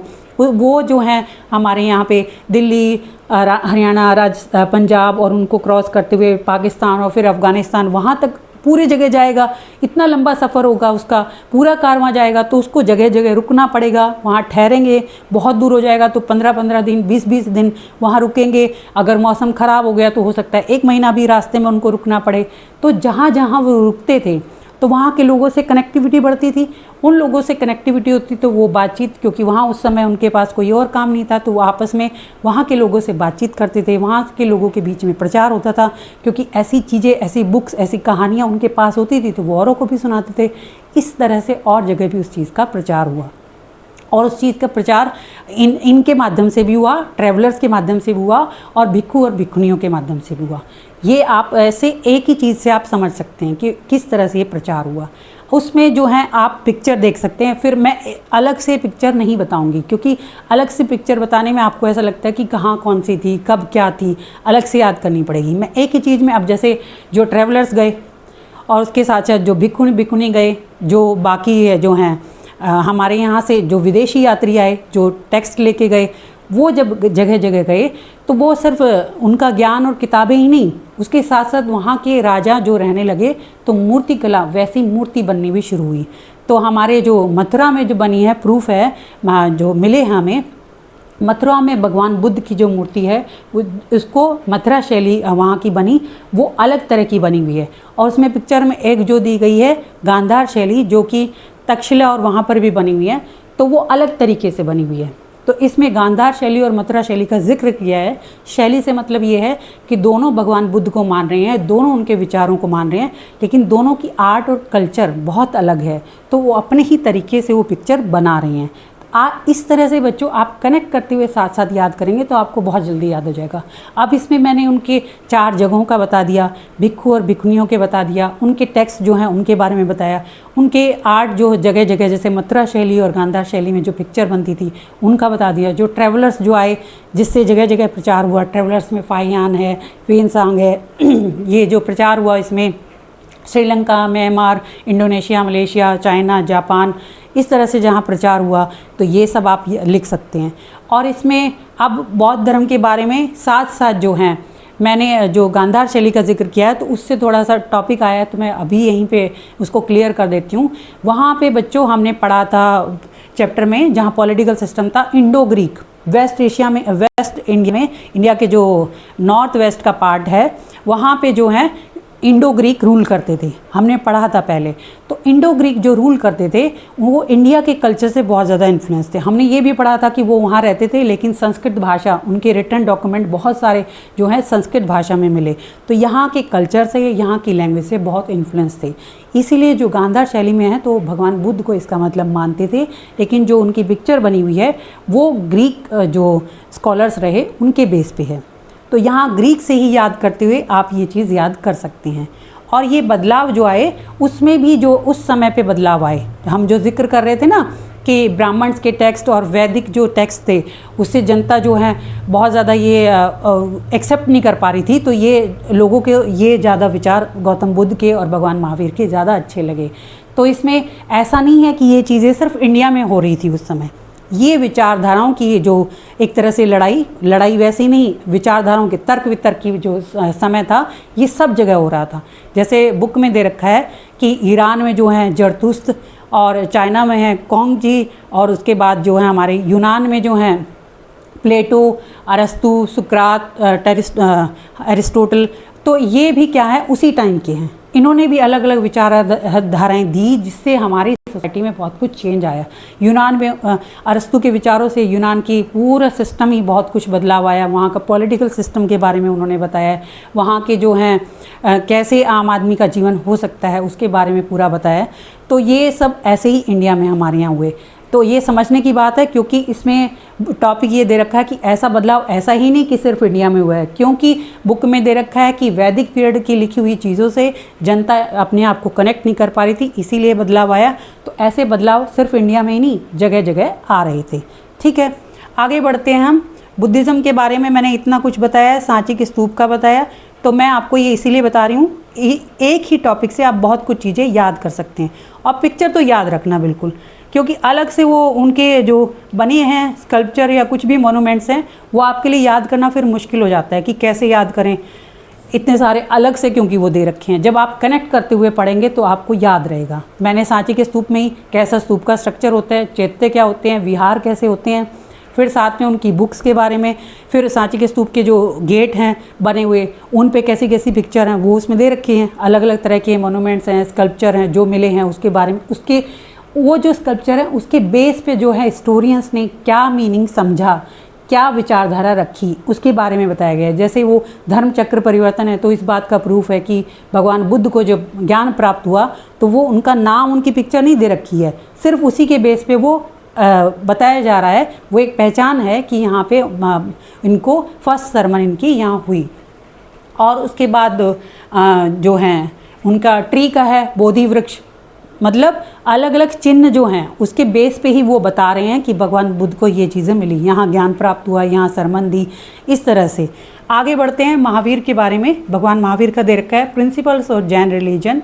महावीर वॉज द 24th तीर्थंकर ऑफ जैनिज्म। अब यहाँ तीर्थंकर बच्चों समझो, तीर्थंकर क्या होते हैं। तीर्थंकर के बारे में कहा जाता है कि वो होते हैं जो साधारण इंसान, महिला और पुरुष दोनों को, साधारण इंसानों को अपने ज्ञान से, अपनी शिक्षा से उनको भी ज्ञान में ऐसा बनाते हैं कि वो इस जीवन की नैया को पार कर सके, कर्मों के इस बंधन से अपने आप को मुक्त कर सके। उनको तीर्थंकर कहा जाता है। अब इनसे पहले भी जो हैं 23 तीर्थंकर हो चुके थे, लेकिन ये 24th तीर्थंकर थे। Jainism emphasize non violence, ahimsa, truth, non possession, aparigraha. Jain monks followed strict discipline and simple living. हमने गौतम बुद्ध के बारे में पढ़ा था कि उन्होंने मिडिल पाथ को अपनाया, क्योंकि मिडिल पाथ को आम जनता आसानी से एक्सेप्ट कर सकती थी। बहुत ज़्यादा स्ट्रिक्ट जीवन वो नहीं जी सकते थे। खुद भगवान बुद्ध का ही एग्जाम्पल है कि अपने जीवन में उन्होंने जब तपस्या शुरू की तो बहुत ज़्यादा अपने शरीर को, अपने आप को कष्ट दिया, तो उससे उनको प्राप्ति नहीं हुई। जब वो ध्यान में लगे तो उनको ज्ञान प्राप्त हुआ। लेकिन भगवान महावीर का दे रखा है। अब आप यहाँ पे ध्यान रखिएगा, पहली बात ये 24th है, मतलब उनसे पहले भी रहे हैं। दूसरा इम्पॉर्टेंट है कि भगवान महावीर इसमें तीर्थंकर है। तीर्थंकर मैंने एक्सप्लेन किया कि तीर्थंकर क्या होते हैं। अब इन्हीं के साथ जैनिज्म को क्यों कनेक्ट किया गया, ये समझिए। भगवान महावीर के साथ ही जैनिज्म को क्यों कनेक्ट किया है। जब इससे पहले 23 हो चुके थे तो उस टाइम पे तीर्थंकर या जैनिज्म धर्म के बारे में क्यों नहीं बताया गया, क्योंकि ये विचारधारा तो थी, लेकिन उसको कहते हैं ना कि टाइटल और एक नाम जो है वो भगवान महावीर ही अच्छी तरह दे पाए। जैन धर्म का जो एक टाइटल मिला, जैन धर्म को एक रूप दिया, वो भगवान महावीर ने दिया। उसके पहले वो एक ये कह सकते हैं इनविजिबल रूप में वो विचार थे, जो जगह जगह प्रचार तो हो रहा था, लेकिन उसको एक रूप देना वो भगवान महावीर ने उस काम को पूरा किया। इसीलिए इनके नाम पे ही जैनिज्म का ज़्यादा प्रचार होता है। आगे बढ़ते हैं कि इनके जो लाइफ में इन्होंने क्या कहा कि इंसान को कैसा जीना चाहिए, नॉन वायलेंस का, ट्रूथ का, नॉन पोजेशन का। और जैन मॉन्क्स यहाँ पे इम्पॉर्टेंट है समझने का इनके जीवन का, कि जो जैनिज्म में जो बताया जाता है स्ट्रिक्ट डिसिप्लिन और सिंपल लिविंग, बहुत स्ट्रिक्ट डिसिप्लिन बच्चों ये इसमें अपनाया जाता था। जैन धर्म के विचार तो बहुत अच्छे थे, अहिंसा की बात करते थे, सच्चाई की बात करते थे, साधारण जीवन जीने की बात करते थे, इसलिए उनका प्रभाव तो बहुत ज़्यादा रहा, आम जनता में एक्सेप्ट किया गया। लेकिन जो स्ट्रिक्ट डिसिप्लिन था वो हर कोई नहीं एक्सेप्ट कर सकता था। अब स्ट्रिक्ट डिसिप्लिन में क्या था, भगवान महावीर या जैनिज्म में क्या माना जाता है, जो जीवन जैसे कर्मों के चक्र से भगवान बुद्ध क्या कहते हैं कि समाज में जो ये राजा है, ये सब है, ये समाज को बनाए रखने के लिए है। ये ऐसा नहीं है कि भगवान ने इनको पैदा किया है, भगवान ने इनको धरती पे भेजा है कि तुम समाज को चलाओ, क्योंकि ब्राह्मणिकल टेक्स्ट में यही बताया गया था। लेकिन भगवान बुद्ध ने क्या बोला था कि ये समाज में एक सोशल कॉन्ट्रैक्ट की तरह है कि समाज को चलाना है, नहीं तो आपस में जो है अनार्की फैल जाएगी, झगड़े होंगे। तो उसके लिए अब आपस में ग्रुप में किसी को सेलेक्ट कर लो कि भाई तुम इनमें रूल्स एक बना देते हैं और इसी के हिसाब से सब चलेगा। तो ऐसा भगवान बुद्ध ने बोला, जिसको बड़ी आसानी से एक्सेप्ट किया गया। यहाँ जैन धर्म में क्या बोला गया कि आपको जो है मुक्ति का द्वार कैसे मिलेगा। मुक्ति का द्वार वहाँ पे क्या बताया था कि आप संघ में शामिल हो सकते हैं, आप साधारण जीवन जीने, सच्चाई को अपनाएं और किसी तरह के लालच और इसमें ना पड़े। तभी तो उन्होंने कहा कि ऐसे जीवन में जिसमें बहुत सारा कुछ जोड़ने में और मेटेरियलिस्टिक लाइफ जीने में इंटरेस्ट है लोगों का, उसको छोड़ते हैं, तभी मुक्ति का द्वार खुलता है। इनमें जो इन्होंने बताया कि जीवन जो है वो सिर्फ इंसान के अंदर नहीं है, पेड़ पौधों में, पानी में, पत्थर में, कीट तो होते ही हैं जीव, लेकिन पानी में, पत्थर में, पेड़ पौधों में, हर चीज़ में जीवन है, हर चीज़ में लाइफ है। तो हमें उस चीज़ को बड़ा देख के यूज़ करना है। नेचर ने बड़ी अच्छी तरह इसको बनाया है, तो हमें किसी को बर्बाद करने का अधिकार नहीं है।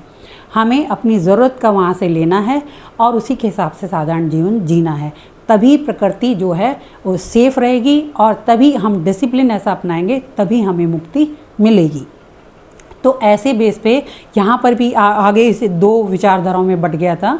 जो जैनिज़्म है इसमें एक जो थे उनको दिगंबर और श्वेतांबर बोला जाता है। एक जो दिगंबर जो वस्त्रहीन रहते थे वो ऐसा ही जीवन, कष्ट का जीवन, क्योंकि उनको ये था कि ऐसा ही जीवन लास्ट में, जीवन के अंतिम दिनों में वो भोजन ही छोड़ देते हैं कि इस तरह से मुक्ति का द्वार खुलेगा। और दूसरे थे श्वेतांबर जो श्वेत कपड़े पहनते हैं, जो अहिंसा का प्रचार करते हैं, जो साधारण लोगों के बीच में जाके अहिंसा का ज़्यादा प्रचार करते हैं। तो इस तरह से 2 भागों में बट गया था जैन धर्म के बारे में, ये आपको याद रखना है। ये भी एक जो है राजा के ही बेटे थे, ये इन्होंने भी संन्यास प्राप्त किया, इन्होंने भी वो जीवन जो है जिया जो एक सन्यासी का जीवन होता है, और ज्ञान का प्रचार किया। इनके भी जो है जैनिज़्म जो टेक्स्ट हैं वो भी साधारण भाषा में थे, साधारण लोगों को समझ में आते थे, और यहाँ कुछ चीज़ें कॉमन हैं। इन्होंने भी यही कि किसी में भेदभाव नहीं होना चाहिए कि ये राजा है, ये स्लेव है, ये महिला है, ये पुरुष है, सबको ज्ञान प्राप्त करने का, सबको मुक्ति के रास्ते पे जाने का पूरा अधिकार है, और सब उसके लिए प्रयास कर सकते हैं, और अपने लेवल पे ही वो प्रयास करेंगे तभी उसको सफलता मिलेगी, किसी और के करने से नहीं होगा। ठीक है, ये जैन धर्म के बारे में है।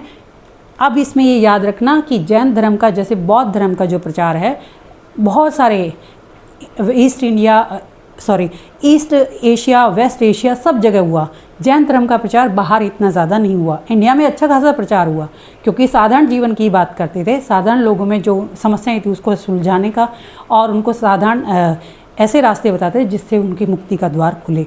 तो इंडिया में बहुत प्रचार हुआ, लेकिन बाकी जगह भगवान बुद्ध के विचारों का जितना प्रचार हुआ उतना प्रचार इनका नहीं हो पाया। शायद इनके जो स्ट्रिक्ट डिसिप्लिन वाली बात थी उसी वजह से नहीं हुआ होगा, क्योंकि भाषा का हमने देखा कि उन्होंने भी वही साधारण भाषा यूज़ की जो आम जनता समझ सकती थी। तो आप याद रखना, भाषा का सब जगह क्या आएगा, उस टाइम पे कौन सी भाषाएं ज़्यादा पढ़ी जाती थी, कौन सी, पाली, प्राकृत और तमिल।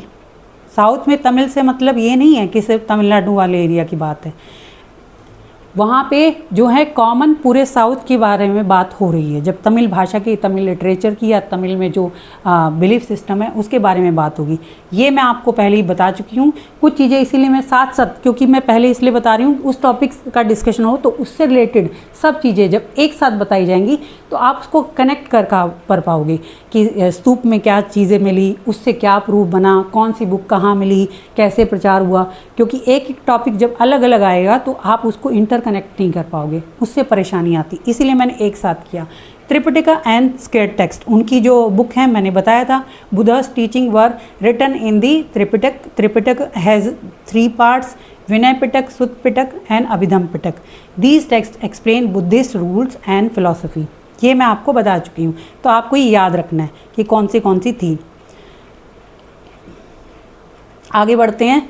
तो आप जो पिक्चर हैं, जो स्कल्पचर हैं, जो प्रूफ मिले हैं, बुक में जो पिक्चर है, मैंने पिक्चर इसलिए बोला, तो वो उनसे जो है हिस्टोरियंस ने बहुत सारी हिस्ट्री बौद्ध धर्म की पता लगाई। तो आपको भी इसी तरह याद रखना है।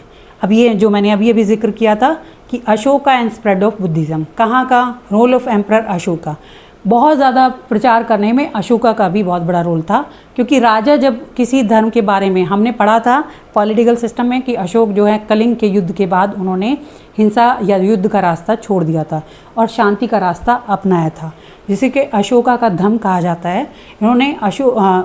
इन्होंने बौद्ध धर्म के विचारों से ये बहुत प्रभावित हुए और उसी का प्रचार सबसे ज़्यादा इन्होंने किया। इसीलिए भी जब राजा किसी चीज़ के बारे में करता है, क्योंकि राजा जो आदेश जारी कर सकता है, राजा उस पर पैसा भी खर्च कर सकता है। पैसा मतलब क्या, रिसोर्स ऐसे जो साधु हैं, भिक्खु भिक्खुनी हैं, उनको जाने ले जाने के लिए, उनके टेक्स्ट लिखवाने के लिए, किसी भी तरह की उनको परेशानी होती तो राजा मदद करता है। उनके जो स्कल्पचर्स हैं, उनकी बिल्डिंग्स हैं, वो सब बनवाने में राजा वहाँ रिसोर्स प्रोवाइड करा सकता है, तो उसका प्रचार और जल्दी होता है। Role of Emperor Ashoka. Emperor Ashoka accepted Buddhism after the Kalinga War. He spread Buddhism through rock edicts, pillars, missionaries. Ashoka promoted peace, tolerance and moral values.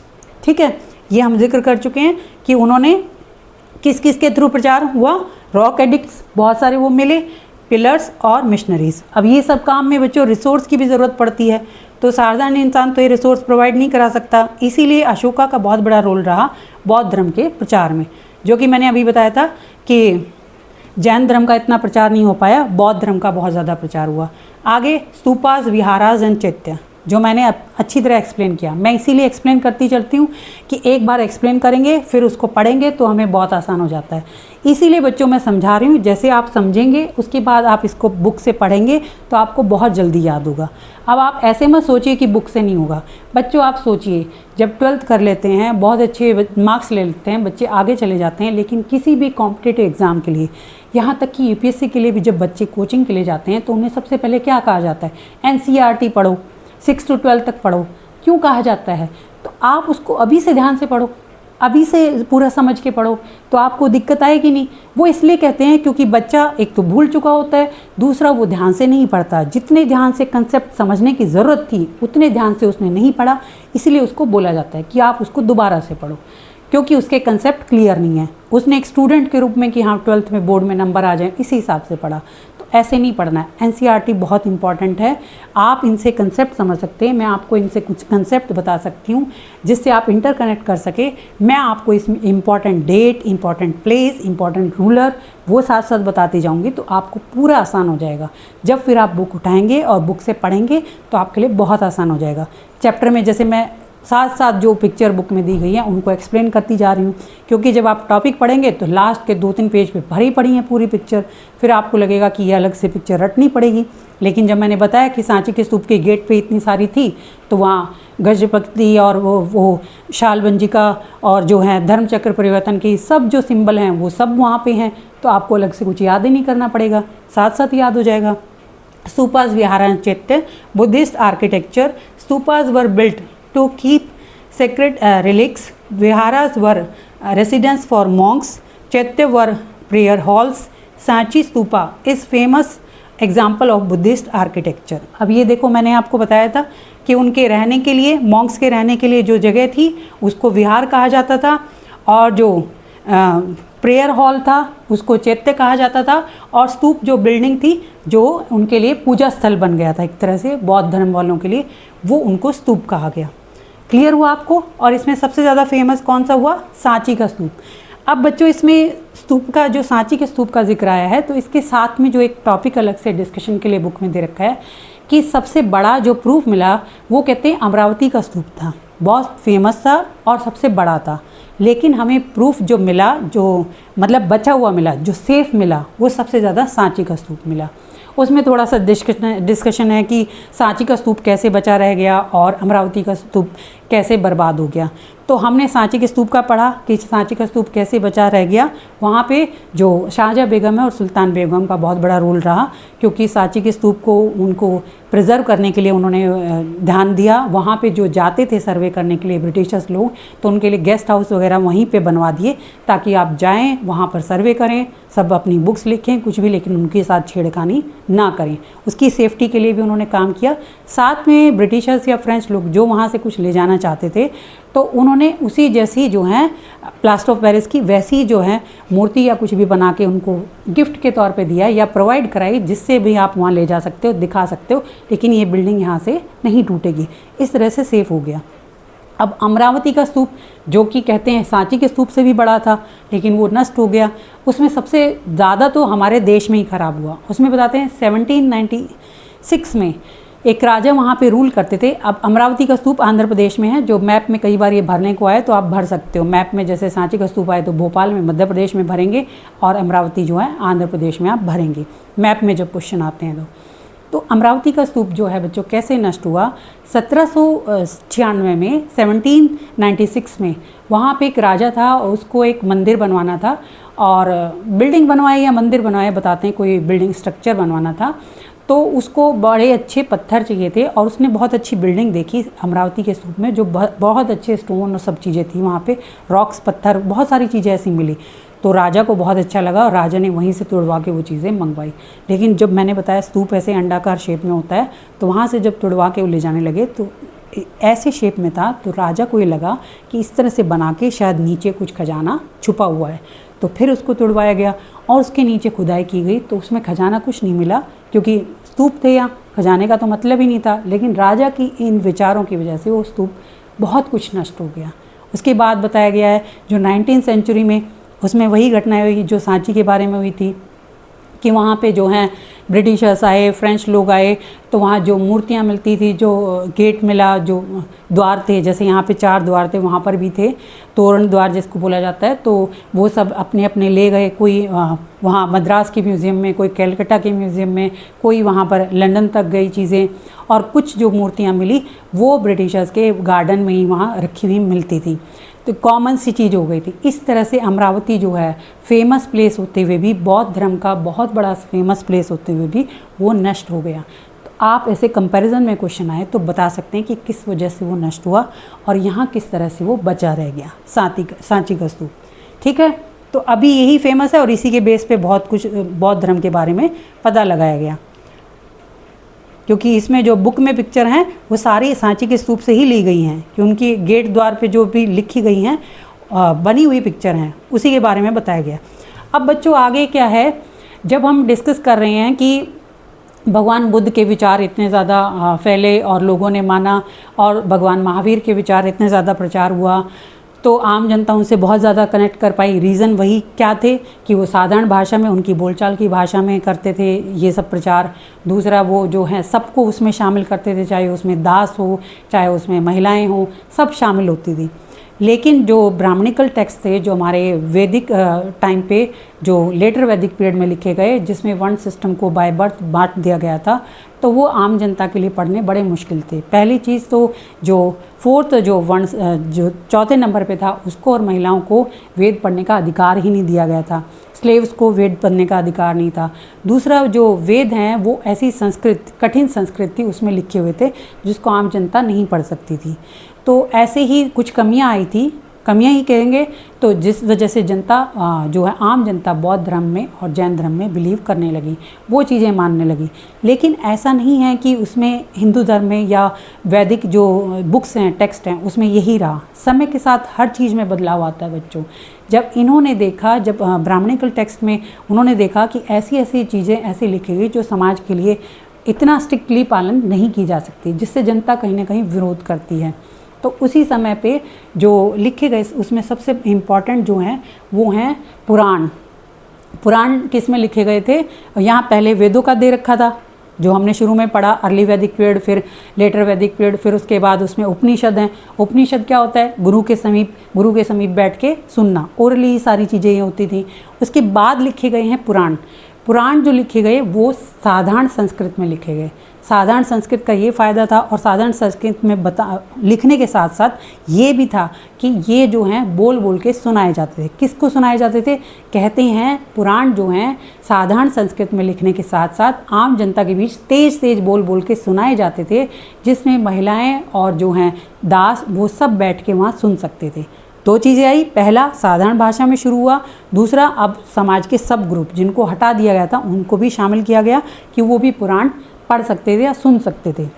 तो आप इससे कनेक्ट करिए कि ऐसे जो है हमारे वैदिक जो हमारे टेक्स्ट थे और ब्राह्मणिकल जो टेक्स्ट थे उसमें बदलाव आना शुरू हुआ। और एक और चीज़ समझने की है जो यहाँ पर भी मिलेगी, बौद्ध धर्म और जैन धर्म में भी। बच्चों कोई भी ऐसे कहें कि ये कर लो वो कर लो, या ऐसा तर्क है, ऐसी बात है, ऐसे सुनने के बजाय उसको तर्क के लिए कहानी के रूप में, गाने के रूप में, कविताओं के रूप में ऐसे बना के दें तो वो जल्दी याद होता है। तो इसीलिए बौद्ध धर्म में भी बहुत सारी कहानियाँ ही बताई गई हैं, जैन धर्म में भी बहुत सारी कहानियाँ हैं, क्योंकि कहानियों से आम जनता जल्दी कनेक्ट कर पाती है, जल्दी समझ पाती है। और ऐसे ही फिर जो है हिंदू धर्म में भी बहुत सारी कहानियाँ शुरू हुई। जैसे बौद्ध धर्म का मैं बताती हूँ, उसमें कहानी से कैसे विचार बदलते हैं। तो उसमें दे रखा है, एक महिला है, उसके छोटे बच्चे की मृत्यु हो जाती है, तो भगवान बुद्ध को तब तक ज्ञान प्राप्त हो चुका था। वो जाती है रोते हुए, वो कहती है कि कहते हैं आप नया जीवन दे देते हैं, आप तो सन्यासी हैं, आपको ज्ञान प्राप्त हो गया है, तो क्या आप मेरे बेटे को ये जीवन नया दे सकते हैं? तो भगवान बुद्ध ने कहा कि हाँ ठीक है, लेकिन तुम्हें एक भी मेरी बात माननी होगी। तो उन्होंने कहा, वो बड़ी खुश हो गई कि हाँ मेरा बेटा दोबारा से ज़िंदा हो जाएगा। तो उन्होंने कहा कि गांव में जाओ और थोड़े से सरसों के दाने किसी भी घर से, जिस घर में किसी की कभी कोई मृत्यु ना हुई हो, उस घर से थोड़े से दाने ले आओ। और वो महिला खुश हुई, ये तो बहुत छोटा सा काम है, इसको तो मैं कर सकती हूँ। वो घर घर जाने लगी और सरसों के दाने लेने के साथ साथ वो पूछने लगी, क्या आपके घर में कभी किसी की मृत्यु हुई है? तो बताते हैं हाँ हुई है। फिर और घर में गई, इस तरह से पूरे गाँव में घूमी, तो उसने देखा कोई भी ऐसा घर नहीं मिला जिसके घर में कभी किसी की मृत्यु ना हुई हो। ऐसे में तो धीरे धीरे उसको खुद समझ में आया कि मृत्यु तो जो है निश्चित है, सभी की होती है।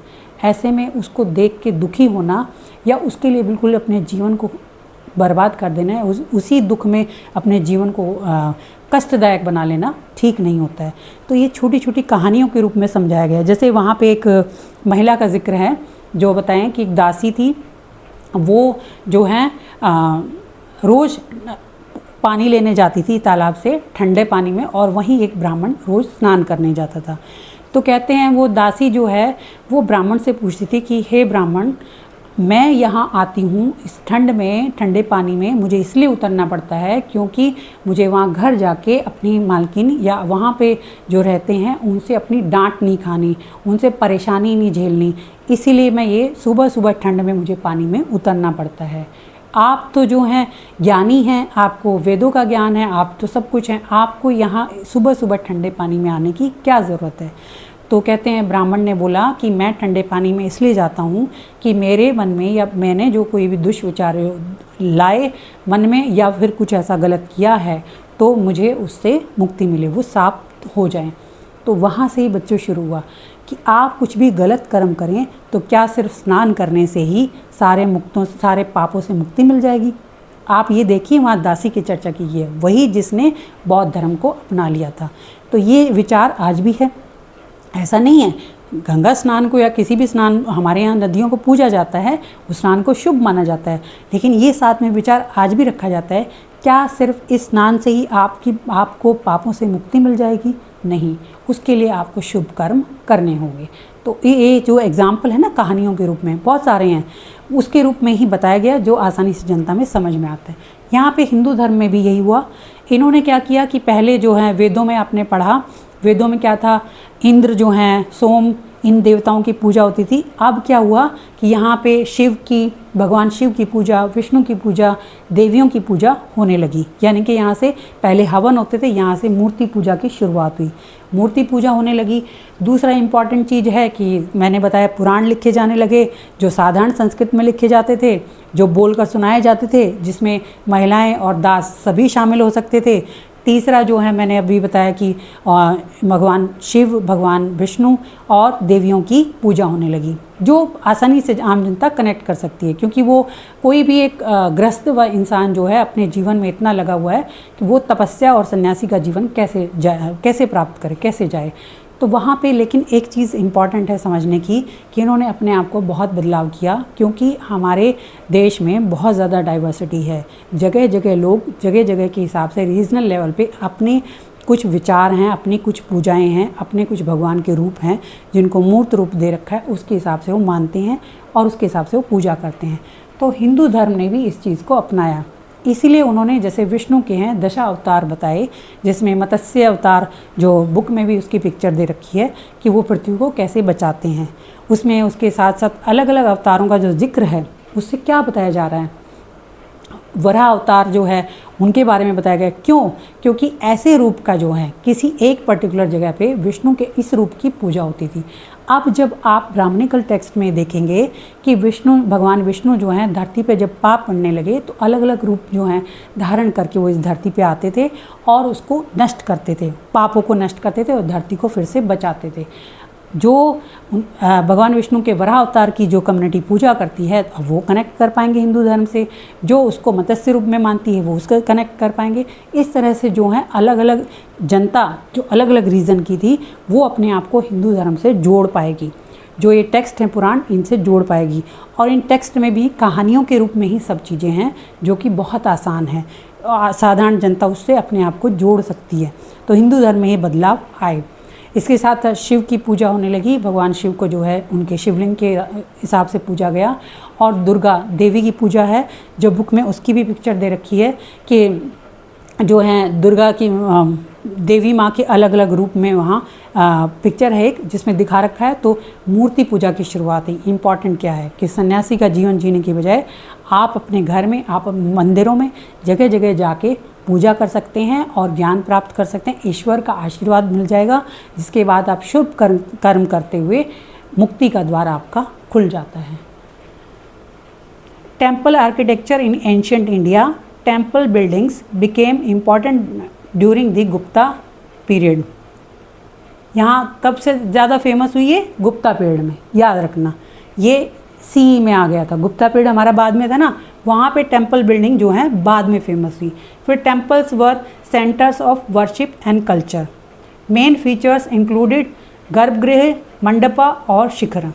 तो टेम्पल्स शुरुआत में कैसे बनते थे? वहाँ टेम्पल दे रखा है, जो दो तीन जगह के टेम्पल दे रखे हैं, एक यूपी का है और एक जो है तमिलनाडु में मिला हुआ टेम्पल है, उनका जिक्र है। तो उसमें बताया क्या गया है कि पहले जो शुरुआत टेम्पल हुई चौकोर आकार के थे, गर्भगृह जो चौकोर आकार की एक वो जगह बनाई जाती थी और वहाँ पे जो है एक गेट होता था जहाँ पे अंदर जाके पूजा होती थी भगवान की, जिसको गर्भगृह कहा जाता था। फिर उसके बाद उस पर ऊपर जो है एक शिखर बनाया जाने लगा, तो मंदिर का रूप आकार अब बदल गया। उसके बाद मंडप, अब मंदिर जो है बड़े एरिया में फैलने लगा, बड़ी जगह मतलब बनने लगी जहाँ बहुत सारे लोग आके एक साथ भजन कीर्तन पूजा सब कर सकते थे। और धीरे धीरे आसपास रहने की जगह, पानी की अवेलेबिलिटी सब कुछ बढ़ने लगी। तो मंदिर एक बड़े विशाल रूप में बन के आने लगे। जगह जगह बहुत बड़े मंदिर, आपको रॉक कट टेम्पल भी मिलेंगे, आपको ऐसे जो हैं सिर्फ गर्भगृह वाले पुराने टेम्पल भी मिलेंगे। जगह जगह ये टेम्पल बनने लगे। तो ये टेम्पल सिस्टम जो टेम्पल बनने की शुरुआत जो है वो गुप्ता पीरियड में ज़्यादा हुई और उसके बाद लोग इस चीज़ को जोड़ने लगे। तब से भगवान शिव की, भगवान विष्णु की और दुर्गा की, देवियों की पूजा की शुरुआत हुई। पहले हवन का था, अब उस टाइम इंद्रदेव और सोमदेव, अग्निदेव, उनकी पूजा होती थी। अब भगवान विष्णु की, भगवान शिव की और देवी की, दुर्गा की पूजा होने लगी। पूजा की शुरुआत थी। इस तरह से हिंदू धर्म ने भी अपने आप को बहुत बदला, आम जनता से कनेक्ट किया, पुराण लिखते हुए आम जनता की भाषा में लिखा, जिसमें सभी को शामिल करने की बात की कि महिलाएं और दास सब उसमें शामिल हो सकते हैं। सब जो हैं, जब ये प्रचार हुआ तो बहुत सारे राजाओं ने इसमें पैसा लगाना, धन लगाना, रिसोर्स लगाना शुरू किया। तभी तो ये इतने बड़े बड़े मंदिर बन पाए। साधारण जनता कैसे कर पाती? तो वो उन लोगों ने अपना, चाहे उसमें ट्रेडर्स हों, चाहे उसमें राजा हो, चाहे उसमें आम जनता हो, सब मंदिरों को, क्योंकि वो धार्मिक स्थल था, वो शुभ मानते थे, तो उसमें अपने रिसोर्स जिससे जैसे अवेलेबल होते थे वो देने लगे। और बहुत बड़े बड़े टेम्पल जो एंशिएंट टाइम में बने वो इसी से शुरुआत हुई। टेम्पल का बनने की शुरुआत गुप्ता पीरियड से, और इसके बाद बहुत सारे टेम्पल आपको मिलते हैं जो बुक में भी एग्जाम्पल दे रखे हैं। तो मेरे हिसाब से आपको ये समझ में आ गया होगा चैप्टर कि उसमें मेन कहानी क्या बताई गई है और जो सांची का स्तूप है उसी से क्या क्लियर किया गया है कि बौद्ध धर्म का कैसे प्रचार हुआ, उसके बाद जैन धर्म का कैसे प्रचार हुआ, इसके बाद हिंदू धर्म ने अपने आप को कैसे बदला, हिंदू धर्म में कैसे बदलाव आए। इसी को, जो हिंदू धर्म में बदलाव है, उसी को क्या कहा जाता है? भक्ति ट्रेडिशन। ठीक है, इसको क्या बोला गया? Bhakti tradition, path of devotion. Bhakti movement focused devotion to God. It taught equality and personal connection with God, sent spread message through songs and poetry। ठीक है, कैसे? वो कहानियों के रूप में थे और साथ साथ अब क्या शुरू हुआ? सॉन्ग्स और पोएट्री। अब सॉन्ग्स के थ्रू जहाँ भजन गाते हैं, जहाँ जगह जगह गाना गाते हुए सुनाते हैं या कविताओं के रूप में उसको सुनाते हैं, तो उसको याद करना, मेमोराइज करना, फिर उसको, उसका मीनिंग भी वो जहाँ जाते थे उसको समझाते बैठते थे, भजन होता था, उसके बाद उसको कथा के रूप में बताते थे, तो आम जनता उसको समझ लेती थी और जो समझती थी उसको ग्रास्प करती थी। और इस वजह से भक्ति सिस्टम जो है शुरू हुआ, भक्ति का प्रचार शुरू हुआ। मतलब साधारण भाषा में कहा जाना, साधारण संस्कृत का यूज़ करना, और उसमें सभी जनता के हर ग्रुप का, चाहे वो किसी जेंडर से है, किसी वर्ण से है, किसी कास्ट से है, उससे फ़र्क नहीं पड़ता, सभी उसमें शामिल होने लगे। बड़े बड़े मंदिर बनाए जाने लगे जहाँ पे ये कथा वाचन शुरू हुआ। उसके साथ साथ जो हैं साधु संत जो हैं अपना धर्म से रिलेटेड मैसेज जो है किस रूप में देते हैं? सॉन्ग्स और कविताओं के रूप में सबसे ज़्यादा करने लगे। इस बेस पे जो हिंदू धर्म में जो बदलाव आए उसको क्या कहा जाता है? भक्ति ट्रेडिशन। अब भक्ति ट्रेडिशन की शुरुआत हुई। क्लियर हुआ सबको? अब यहाँ तक आपको समझ में आ गया होगा कि बिलीफ जो थे, थिंकर्स, बिलीफ्स और बिल्डिंग्स क्या क्या थी और क्या क्या बदलाव आए। बिल्डिंग्स मैं कितने जिक्र कर चुकी हूँ, लेकिन फिर भी यहाँ जो बताया गया है, importance of ancient buildings, historical significance of architecture, ancient buildings help historians understand and society. अब यहाँ शुरुआत इसी से है कि हिस्टोरिकल सिग्निफिकेंस, आर्किटेक्चर जो बिल्डिंग मिली उसकी सिग्निफिकेंस क्या है, हिस्टोरियंस उससे कैसे पता लगा पाए। पहली बात, उस टाइम पे क्या पता चला? Society, religion, art and culture, monuments, reflect the belief and lifestyle of people in ancient India. जो उस टाइम के आर्किटेक्चर मिले, जो उस टाइम की बिल्डिंग मिली, चाहे सांची का स्तूप मिला हो, चाहे जो है उस टाइम पे जगह जगह जो मंदिर मिले हों, चाहे गौतम बुद्ध की, भगवान महावीर की जो मूर्तियाँ अलग अलग जगह मिली हों, क्योंकि हमने पढ़ा था कि भगवान बुद्ध की ही मथुरा में अलग तरह से मूर्ति बनाई गई है और गांधार शैली में अलग तरह से मूर्ति बनाई गई है। तो उस शैली से ही देखो कितना डिफरेंस आता है, क्योंकि जैसे ही हम गांधार की मूर्ति देखते हैं इंडो ग्रीक के बारे में समझ में आता है, और जो ग्रीक का कल्चर वहाँ पे शामिल हुआ उसका समझ में आता है, और इंडिया से जो बौद्ध धर्म जुड़ा, कनेक्ट हुआ, वो समझ में आता है। तो एक ही चीज़ से कितना कुछ जोड़ सकते हैं, यही हिस्टोरियंस के लिए आसान हो गया। ये जो बिल्डिंग्स मिली, इनसे उनके लिए इन चीज़ों को कनेक्ट कर पाना और समझ पाना आसान हो गया।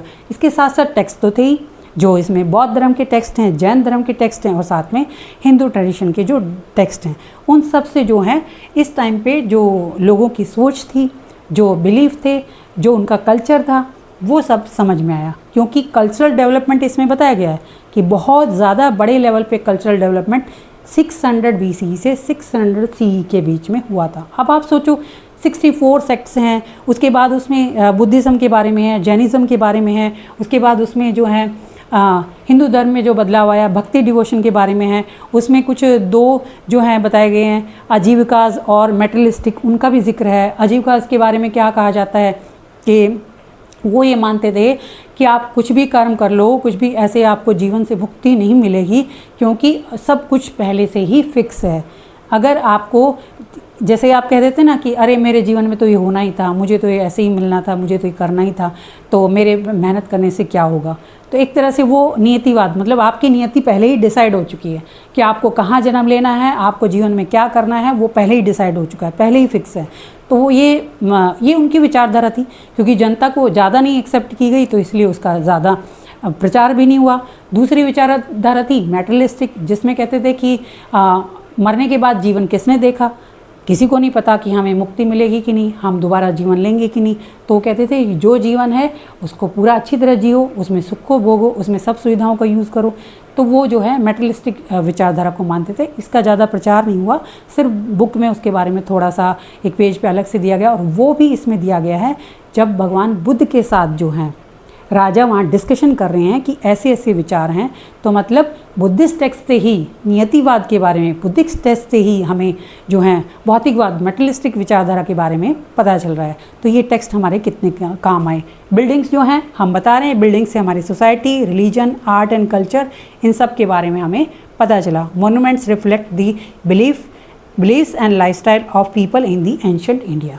एंशंट इंडिया में लोगों का बिलीफ क्या था, किस चीज़ को मानते थे, जीवन क्या है, मृत्यु क्या है, क्यों हमें कर्म करना चाहिए, इससे जीवन से मुक्ति कैसे मिलेगी, कर्मों का प्रभाव जो है हमारे समाज पे, हमारे जीवन पे कैसे पड़ता है, और जो हमारा कल्चर है, भाषा, क्योंकि आप देखेंगे इस टाइम पे भाषा का भी बहुत ज़्यादा, साधारण भाषा, संस्कृत भाषा, प्राकृत भाषा, पाली भाषा, उसके साथ साथ तमिल है, जो विदेशी जिन जिन जगह गए वो अपनी भाषा में लिखे गए, तो भाषा का प्रचार हुआ अलग अलग रूपों में। जैसे भगवान की पूजा होने लगी तो वो भी एक कल्चर बना, क्योंकि हमारे कल्चर में क्या आता है, हमारी भाषा, हमारा खाना पीना, हमारा रहना, हमारा किसी चीज़ में बिलीव करना। तो इस चैप्टर में जो हेडिंग है ना ऊपर, कल्चरल डेवलपमेंट भी दिया गया है। तो हम बिलीफ जो करने लगे, जिस विचारधारा के हिसाब से हमने बिल्डिंग बनाई, जिस विचारधारा के बेस पे हमारा जीवन में जो व्यवहार है हमारा बनने लगा, और हमने उसी के बेस पे ये बड़ी बड़ी बिल्डिंग्स जो हैं, चैत्य बनाए, वो बनाए, स्तूपा बनाए, और उसके साथ साथ जो है मंदिर, जैसे बताया कि पहले छोटे लेवल पे गर्भगृह होते थे, उसके बाद शिखर बनने लगा, उसके बाद बहुत बड़े लेवल पे मंदिर बनने लगे, जिसमें महाबलीपुरम के मंदिर का जिक्र है, कितना फेमस। आज भी बहुत सारे ऐसे पुराने जो हैं मंदिर हैं, आप उनके बारे में लिखना। मैंने बहुत सारी पिक्चर को अभी मेंशन किया है, जब टॉपिक पढ़ा है, स्तूपा के बारे में बताया तो वहाँ मेंशन किया है, फिर मैंने जैन धर्म के बारे में बताया तो वहाँ, इसके बाद हिंदू धर्म के बारे में बताया तो वो। बुक में लास्ट में 2-3 पेज पे आप सोचेंगे कि इतनी सारी पिक्चर हैं, तो आप एक टॉपिक पढ़ रहे हैं, उससे रिलेटेड आप सारी पिक्चर वहीं कनेक्ट करके करोगे तो आपके लिए आसान हो जाएगा, मुश्किल नहीं होगा मेरे हिसाब से। अब आपको ये चैप्टर क्लियर हो गया होगा। चैप्टर में इम्पॉर्टेंट क्लियर करने से मतलब क्या है कि जो मैंने समझाना था, जो इम्पॉर्टेंट इसमें पॉइंट्स हैं कि रिलीजन या बिलीफ के मामले में बदलाव कैसे आए, कैसे लोगों की सोच बदली, और कैसे हमारे समाज में बदलाव आया और कल्चरल डेवलपमेंट कैसे हुआ। सोशल एंड रिलीजियस चेंजेस, अब ये चेंजेस कैसे आए। Transformation in ancient society, new religions challenges social inequalities, religious teachings encourage ethical living, society became more diverse in beliefs and practices।